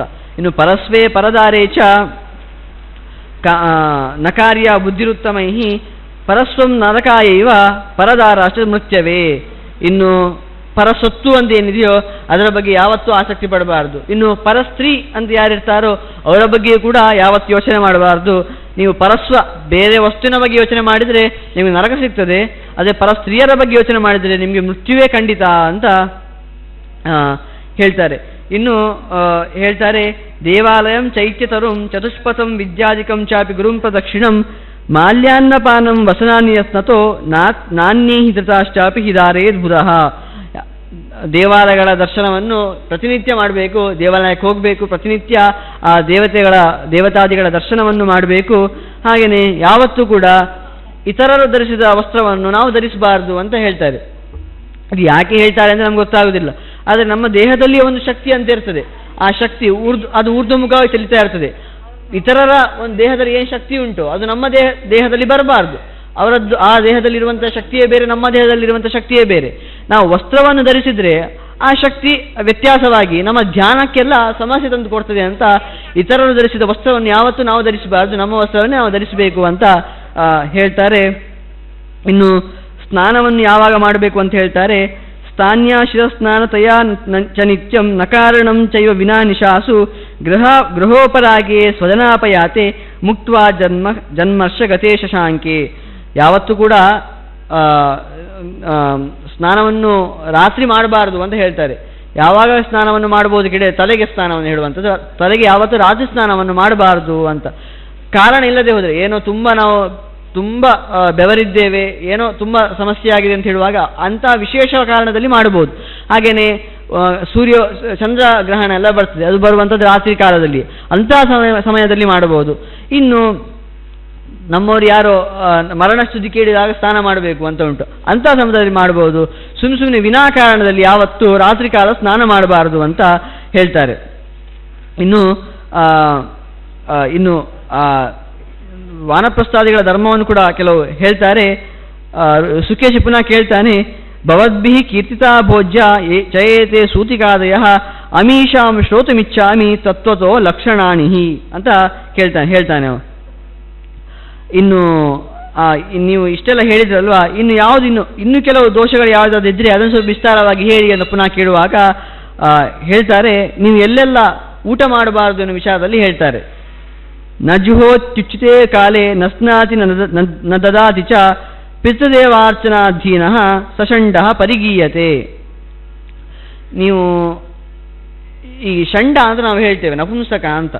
ನಾವು ಯಾರ್ಯಾರಿಗೂ ನಪುಂಸಕ ಅಂತ ಹೇಳ್ತೇವೆ, ಪುರಾಣ ಹೇಳ್ತದೆ ಅವರೆಲ್ಲ ನಪುಂಸಕರು ಯಾರು ಕೇಳಿದರೆ ತಾನಂತೂ ಉಪಯೋಗಿಸುವುದಿಲ್ಲ, ಒಂದು ದುಡ್ಡನ್ನು ಮಾಡಿರ್ತಾನೆ ತಾನೂ ಉಪಯೋಗಿಸುವುದಿಲ್ಲ, ಅಥವಾ ಅದನ್ನು ಬೇರೆಯವರಿಗೂ ಕೂಡ ಕೊಡುವುದಿಲ್ಲ. ತಾನು ಸಂಪಾದಿಸ್ತಾನೆ ತಾನೂ ಉಪಯೋಗಿಸುವುದಿಲ್ಲ, ಬೇರೆಯವರಿಗೆ ಕೊಡುವ ಅಂದರೆ ಅದಕ್ಕೂ ಮನಸ್ಸು ಮಾಡುವುದಿಲ್ಲ. ಹಾಗೆಯೇ ಉಚಿತವಾದ ಕಾಲದಲ್ಲಿ ಸ್ನಾನಾದಿಗಳನ್ನು ಮಾಡುವುದಿಲ್ಲ, ಅವನೇ ದೊಡ್ಡ ನಪುಂಸಕ ಅಂತ ಹೇಳ್ತಾರೆ. ಇದು ಯಾಕೆ ಹೇಳ್ತಾರೆ ಕೇಳಿದರೆ, ಒಂದಾ ನೀನು ಉಣ್ಬೇಕು, ಇಲ್ಲ ಅಂದರೆ ಯಾರು ಕಷ್ಟದಲ್ಲಿದ್ದಾರೆ ಅವ್ರಿಗೆ ಕೊಡಬೇಕು. ನೀ ಎರಡನ್ನೂ ಮಾಡದೆ ಹೋದರೆ ಆ ದುಡ್ಡಿಗೇನು ಪ್ರಯೋಜನ? ಹಾಗಾಗಿ ಅಂಥವರೇ ಷಂಡರು ಅಂತ ಹೇಳ್ತಾ, ದಂಭಾರ್ಥಂ ಜಪತೆ ಯಶ್ಚ ತಪ್ಯತೆ ಯಜತೆ ತಥಾ ನ ಪರಾತ್ರಾರ್ಥಂ ಉದ್ಯುಕ್ತೋ ಸಹ ಮಾರ್ಜಾರ ಪ್ರಕೀರ್ತಿತಾ ಅಂತ. ಯಾರೋ ಆಚೆಯಿಂದ ಬರ್ತಾ ಇರ್ತಾರೆ, ಆಗಲೇ ನಮ್ಮ ಜಪಾದಿಗಳು ಅಥವಾ ದೇವರ ದರ್ಶನಗಳು ತುಂಬ ಗೌಜಿಯಾಗಿ ಆಗ್ತಾ ಇದ್ರೆ, ಅಂದರೆ ಬೇರೆಯವ್ರು ನೋಡಬೇಕು ಅಂತ ನಾವೇನೋ ಮಾಡುವಂಥದ್ದು. ನಿಜವಾಗಿ ನಮ್ಮ ಒಳಗೆ ಅದನ್ನು ಮಾಡಬೇಕಂತಿಲ್ಲ, ಬೇರೆಯವ್ರು ನೋಡ್ತಾ ಇದ್ದಾರಲ್ವಾ ಹಾಗಾಗಿ ಅದನ್ನು ಮಾಡುವ ಅಂತ. ಈ ರೀತಿಯಾಗಿ ಎಲ್ಲ ಯೋಚನೆ ಯಾರು ಮಾಡ್ತಾನೋ ಅವನು ದೊಡ್ಡ ಮಾರ್ಜಾರ, ಬೆಕ್ಕು ಅಂತ ಹೇಳ್ತಾರೆ. ಬೆಕ್ಕು ಕೂಡ ಹಾಗೆ ಅಲ್ವಾ, ಯಾರಿಗೂ ನೋಡದಾಗೆ ಏನೋ ಮಾಡಲಿಕ್ಕೆ ಅಂತ ಹೋಗ್ತದೆ, ಅವನು ದೊಡ್ಡ ಬೆಕ್ಕು ಅಂತ, ಮಾರ್ಜಾರ ಅಂತ ಹೇಳ್ತಾರೆ. ಇನ್ನು ವಿಭವೇ ಸತಿ ನೈವಾತಿ ನದದಾತಿ ಜುಹೋತಿ ಚ ತಮಾಹುರಾಕುಂ ತಸ್ಯ ಅನ್ನಂ ಭುಕ್ತ್ವಾ ಕೃಚ್ಛೇಣ ಶುದ್ಧ್ಯತಿ. ಇನ್ನು ಯಪರೇಶಾಮಿ ಮರ್ಮಾಣಿ ನಿಕ್ರಂತನ್ನಿವ ಭಾಷತೆ ನಿತ್ಯಂ ಪರಗುಣದ್ವೇಷ ಸಶ್ವಾನ ಇತಿ ಕಥ್ಯತೆ. ಇನ್ನು ಬೇರೆಯವರಿಗೆ ಯಾವಾಗಲೂ ಮನಸ್ಸಿಗೆ ಬೇಸರವಾಗಲಿ ಅಂತಲೇ ಮಾತಾಡುವವನು, ಹಾಗೆಯೇ ಯಾವಾಗಲೂ ಒಂದು ಬೇರೆಯವ್ರ ಒಳ್ಳೆ ಗುಣ ಇರ್ತದೆ ಅದನ್ನು ಯಾವಾಗ ದ್ವೇಷವೇ ಮಾಡುವಂಥದ್ದು. ಒಂದು ಒಳ್ಳೆ ಗುಣವನ್ನು ನೋಡಿದರೂ ಕೂಡ ಅದರಲ್ಲಿ ಏನೋ ಅವನಲ್ಲಿ ದೋಷ ಇದೆ ಅಂತ ಹೇಳುವಂಥದ್ದು. ಇಂತಹ ಗುಣ ಇದ್ದರೆ ಅವನು ಶ್ವಾನಕ್ಕೆ ಸಮಾನ ಅಂತ ಹೇಳ್ತಾರೆ. ಇನ್ನು ಸಭಾಗತಾನಾಂ ಯಸ್ಸಭ್ಯ ಪಕ್ಷಪಾತಂ ಸಮಾಶ್ರಯೇತ್ ತಮಾಹು ಕುಕ್ಕುಟಂ ದೇವ ತಸ್ಯಾಪ್ಯನ್ನಂ ವಿಗರ್ಹಿತಂ. ಇನ್ನು ಸಭೆಗೆ ತುಂಬ ಜನರು ಬಂದಾಗ ಅವರ ಮಧ್ಯೆ ಪಕ್ಷಪಾತವನ್ನು ಮಾಡಿದರೆ ಎಲ್ಲರಿಗೂ ಸಮಾನವಾಗಿ ಗೌರವ ಕೊಡಬೇಕಂತ ಇರ್ತದೆ. ಅಂದರೆ ಅವರ ಅನಿಶ್ಚಿತವಾಗಿ ಅವರಿಗೆ ಎಷ್ಟು ಬೇಕೋ ಅಷ್ಟು ಗೌರವ ಕೊಡಬೇಕು. ಅದು ಯಾವುದನ್ನು ಕೊಡದೆ ಪಕ್ಷಪಾತವನ್ನು ನಾವು ಮಾಡಿದರೆ ಅವನ ಮನೆಗೆ ಕೂಡ ಹೋಗಿ ನಾವು ಊಟ ಮಾಡಬಾರ್ದು ಅಂತ ಬುದ್ಧಿಯಾಗ ನಮಗೂ ಕೂಡ ಬರ್ತದೆ ಅಂತ ಹೇಳ್ತಾರೆ. ಹಾಗೆಯೇ ಯೋ ನಿತ್ಯಕರ್ಮಣೋ ಹಾನಿಂ ಕುರ್ಯಾ ನೈಮಿತ್ತಿಕಸ್ಯ ಚ ಭುಕ್ತ್ವಾನಂತಸ ಶುದ್ಧೇತ ತ್ರಿರಾತೋ ಉಪೋಷಿತೋ ನರಃ. ನಿತ್ಯಕರ್ಮ ಅಂತ ಇರ್ತದೆ, ಈ ಕರ್ಮ ದಿನ ಮಾಡಲೇಬೇಕು ಅಂತ, ದೇವರ ಒಂದು ಜಪಾದಿಗಳನ್ನು ಮಾಡಲೇಬೇಕು ಅಂತ ಉಂಟು. ಎಲ್ಲರೂ ಕೂಡ ಆ ದೇವರ ಒಂದು ಉಪಾಸನೆಯನ್ನು ಬೆಳಗ್ಗೆ ಮಾಡಲೇಬೇಕು ಅಂತ ನಿತ್ಯಕರ್ಮವನ್ನು ಮಾಡುವುದಿಲ್ಲ. ನೈಮಿತ್ತಿಕ ಕರ್ಮಗಳು, ದೀಪಾವಳಿ ಬಂದಾಗ ಇಂಥ ವಿಶೇಷವಾಗಿ ಈ ಥರ ಆಚರಣೆ ಮಾಡಬೇಕು ಅಂತ ಇರ್ತದೆ, ಅದನ್ನು ಕೂಡ ಮಾಡುವುದಿಲ್ಲ ಅಂತಾದರೆ ಅಂತಹ ನಿತ್ಯ ನೈಮಿತ್ತಿಕ ಕರ್ಮವನ್ನೇ ಬಿಟ್ಟವನ ಮನೆಗೆ ಹೋಗಿ ನೀವು ಊಟ ಮಾಡಿದರೆ 3 ದಿನ ಉಪವಾಸ ಮಾಡುವಂತ ಹೇಳ್ತಾರೆ. ಅಂದರೆ ಆ ರೀತಿಯಾಗಿ ನೀನು ಅವನ ಮನೆಯಲ್ಲಿ ಊಟ ಮಾಡಿದರೆ ಅವನಿಗೆ ಎಂಥ ಬುದ್ಧಿ ಉಂಟು ಆ ಬುದ್ಧಿ ನಿಮಗೆ ಬರ್ತದೆ. ಹಾಗಾಗಿ ಅಂಥವರ ಮನೆಗೆ ಹೋಗಲೇಬಾರದು ಅನ್ನೋ ತಾತ್ಪರ್ಯ.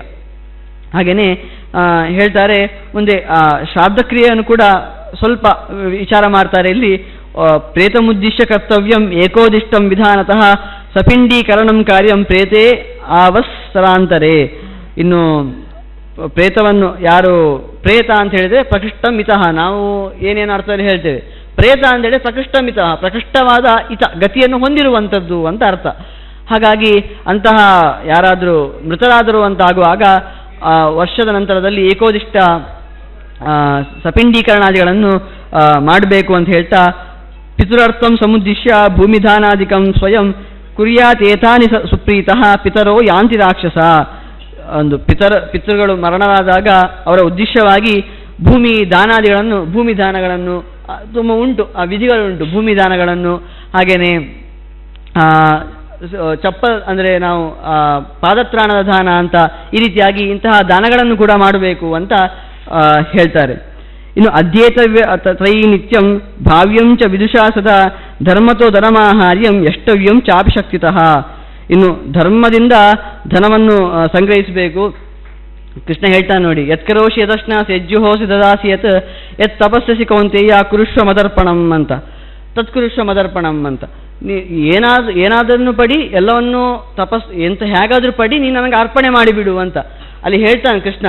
ಯತ್ಕರೋಷಿ ಯದಶ್ನಾಸಿ ಯಜ್ಜುಹೋಸಿ ದದಾಸಿ ಯತ್ ಯತ್ ತಪಸ್ಸಸಿ ಕೌಂತೆಯ ತತ್ಕುರುಶ್ವ ಮದರ್ಪಣಂ ಅಂತ ಹೇಳುವಾಗ ಅದು ಆ ಹಣ ಯಾವ ರೀತಿಯಾಗಿ ಬಂದಿರಬೇಕು ಕೇಳಿದರೆ ಧರ್ಮ ಮಾರ್ಗದಿಂದ ಬಂದಿರಬೇಕು. ನಾನು ತಲೆ ಹೊಡೆದು ಧನವನ್ನು ಸಂಗ್ರಹಿಸಿ ದಾನವನ್ನು ಮಾಡ್ತೇನೆ ಅಂತ ಹೇಳಿದರೆ ಅಂಥ ಧನದಿಂದ ನೀವು ದಾನ ಮಾಡಿದರೆ ಪಾಪವೇ ಬರ್ತದೆ ಅಂತ ಹೇಳ್ತಾರೆ. ಹಾಗಾಗಿ ಚೆನ್ನಾಗಿ ಧರ್ಮ ಮಾರ್ಗದಿಂದ ಸಂಪತ್ತನ್ನು ಪಡೆದು ನಾವು ದಾನವನ್ನು ಮಾಡಬೇಕು ಅಂತ ಹೇಳ್ತಾರೆ.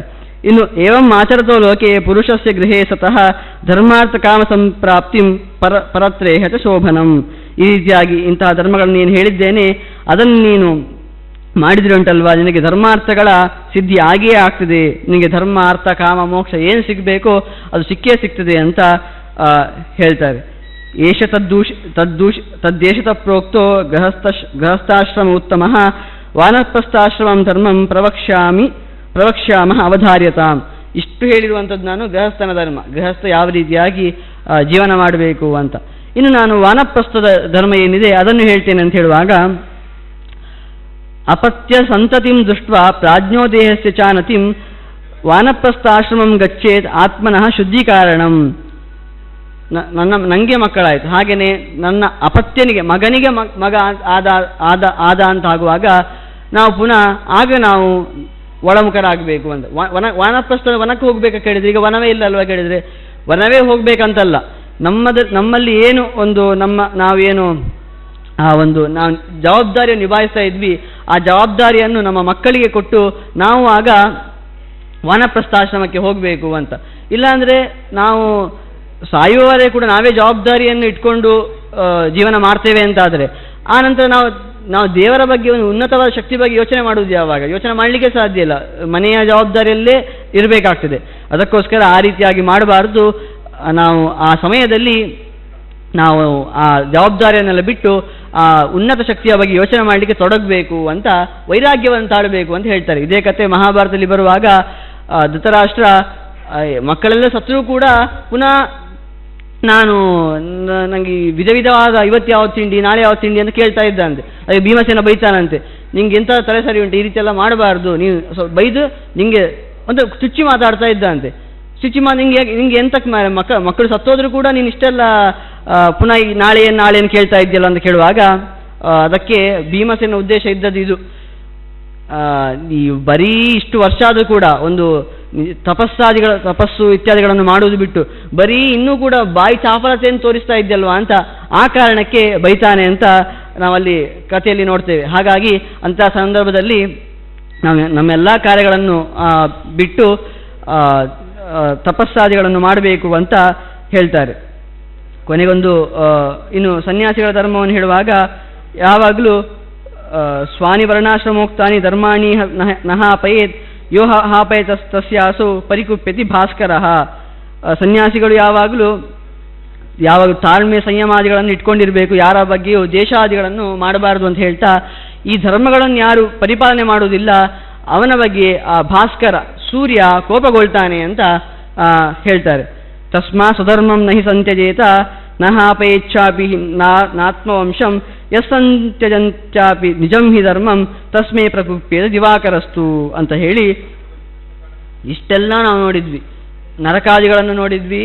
ಹಾಗೆಯೇ ನರಕಾದಿಗಳನ್ನು ನೋಡಿ ಆನಂತರ ಯಾವುದೆಲ್ಲ ಅದು ನಾನು ತುಂಬ ಸಂಕ್ಷೇಪವಾಗಿ ಹೇಳಿದೆ. ಇನ್ನು ಈ ಪುರಾಣದಲ್ಲಿ ಹೇಳುವಾಗ ಇನ್ನೂ ಸ್ವಲ್ಪ ವಿಸ್ತಾರವಾಗಿ ಹೇಳ್ತಾರೆ ಯಾವ್ದ್ಯಾವ ಧರ್ಮಗಳು ಅಂತ. ಇದರಲ್ಲಿ ಯಾಕೆ ಬೇರೆಯವರು ಅಷ್ಟು ಖುಷಿಯಾಗಿ ಜೀವನ ಮಾಡ್ತಾ ಇದ್ದಾರೆ, ನಮ್ಗೆ ಯಾಕೆ ಇಷ್ಟೆಲ್ಲ ನೀವು ಹಿಂಸೆ ಕೊಡುವಾಗೆ ಮಾಡ್ತಾ ಇದ್ದೀರಲ್ವಾ ಕೇಳಿದರೆ ಒಂದು ಪ್ರಸಿದ್ಧವಾದ ಶ್ಲೋಕ, ಆಹಾರ ನಿದ್ರಾ ಭಯಮೈಥುನಂಚ ಸಾಮ್ಯಾನೇ ಏತತ್ ಪಶುಭಿರ್ ನರಾಣಾಮ್ ಅಂತ ಉಂಟಲ್ವಾ. ಆಹಾರ, ನಿದ್ರೆ, ಭಯ, ಮೈಥುನ. ಆಹಾರ ಪಶುಗಳು ತಿಂತಾರೆ, ನಾವು ತಿಂತೇವೆ. ಇನ್ನು ನಿದ್ರೆ ಅವರು ಮಾಡ್ತೇವೆ, ನಾವು ಮಾಡ್ತೇವೆ. ಇನ್ನು ಭಯ, ಅವುಗಳಿಗೂ ಭಯ ಉಂಟು, ನಮಗೂ ಭಯ ಉಂಟು. ಇನ್ನು ಮೈಥುನ, ಅದು ಅವುಗಳಿಗೂ ಉಂಟು, ಮನುಷ್ಯರಿಗೂ ಸಹ ಉಂಟು. ಇದೆಲ್ಲ ಪಶುಗಳಿಗುಂಟು, ಮನುಷ್ಯರಿಗೆ ಸಹ ಉಂಟು. ಮನುಷ್ಯ ಮತ್ತು ಪಶುಗಳಿಗೆ ವ್ಯತ್ಯಾಸ ಯಾವುದು ಹಾಗಾದರೆ? ಧರ್ಮ ಮಾತ್ರ ವ್ಯತ್ಯಾಸ. ಮನುಷ್ಯನಿಗೆ ಧರ್ಮವನ್ನು ಪರಿಪಾಲಿಸಲಿಕ್ಕೆ ಅವಕಾಶ ಉಂಟು, ಪಶುಗಳಿಗೆ ಇಲ್ಲ. ಹಾಗಾಗಿ ಇದೇ ಒಂದು ವ್ಯತ್ಯಾಸ. ಹಾಗಾಗಿ ನಾವು ಪಶುಗಳಿಗಿಂತ ಭಿನ್ನ ಅಂತ ಆಗಬೇಕಾದ್ರೆ ಧರ್ಮ ಪರಿಪಾಲನೆ ಮಾಡಲೇಬೇಕು. ಇಲ್ಲಾಂದರೆ ಅವನು ಪ್ರಾಣಿಗಳಿಗೆ ಸಮ ಅಲ್ವಾ? ಹಾಗಾಗಿ ನಾವು ಇಂತಹ ಇಲ್ಲಿ ಏನು ಧರ್ಮಾದಿಗಳನ್ನು ಹೇಳಿದರೂ ಅದರ ಆಚರಣೆಯಲ್ಲಿ ತೊಡಗಬೇಕು. ಆಗ ನಾವು ಮನುಜ ಅಂತ ಯಾಕೆ ಹೇಳೋದು ಗೊತ್ತುಂಟಾ? ಆ ಮನುಜ ಅಂತ ಅವನನ್ನು ಕರೆಯುವಂಥದ್ದೇ ಅವನು ಮನುಷ್ಯನ ಒಂದು ಮನುಜ ಅಂತ ಹೇಳುವಾಗಲೇ ಜ್ಞಾನ ಇರುವವನು ಮನುಜ ಅಂತ ಹೇಳುವಂಥದ್ದು.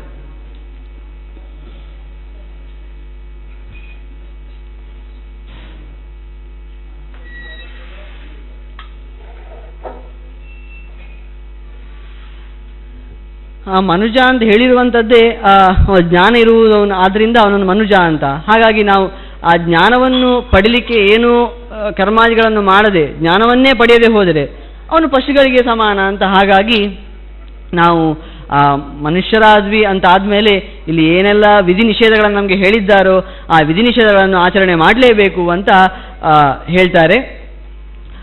ಇಷ್ಟು ಹೇಳಿ ಸುಕೇಶಿ ಇದರಿಂದ ತುಂಬ ಪ್ರಭಾವಿತನಾಗ್ತಾನೆ. ಆ ಧರ್ಮಗಳನ್ನು ಆಚರಣೆ ಮಾಡಬೇಕು ಅಂತ ಅಂದ್ಕೊಳ್ತಾನೆ. ಆಚರಣೆ ಮಾಡಬೇಕು ಅಂತ ಅಂದ್ಕೊಂಡು ಅವನಿಗೆ ಏನು ಮಾಡಬೇಕು? ಅವನ ಪಡೆಯಲಿರುವವರೆಲ್ಲ ರಾಕ್ಷಸರೇ. ಆ ರಾಕ್ಷಸರಿಗೆ ಏನು ಮಾಡ್ತಾನೆ ಅವನು ಅಂತ ಅವರಲ್ಲಿ ಏನು ಹೇಳ್ತಾನೆ ಅಂತ ಆ ವಿಚಾರವನ್ನು ನಾಳೆ ನೋಡೋಣ ಅಂತ ಹೇಳ್ತಾ, ಶ್ರೀಕೃಷ್ಣಾರ್ಪಣಮಸ್ತು. ಯಸ್ತರ್ವಗುಣ ಸಂಪೂರ್ಣ ಸರ್ವದೋಷ ವಿವರ್ಜಿತಃ ಪ್ರಿಯತಾಂ ಪ್ರೀತೇಯ ಬಾಲಂ ವಿಷ್ಣುನ್ಮೇ ಪರಮಸ್ವತು. ಶ್ರೀಕೃಷ್ಣಾರ್ಪಣಮಸ್ತು.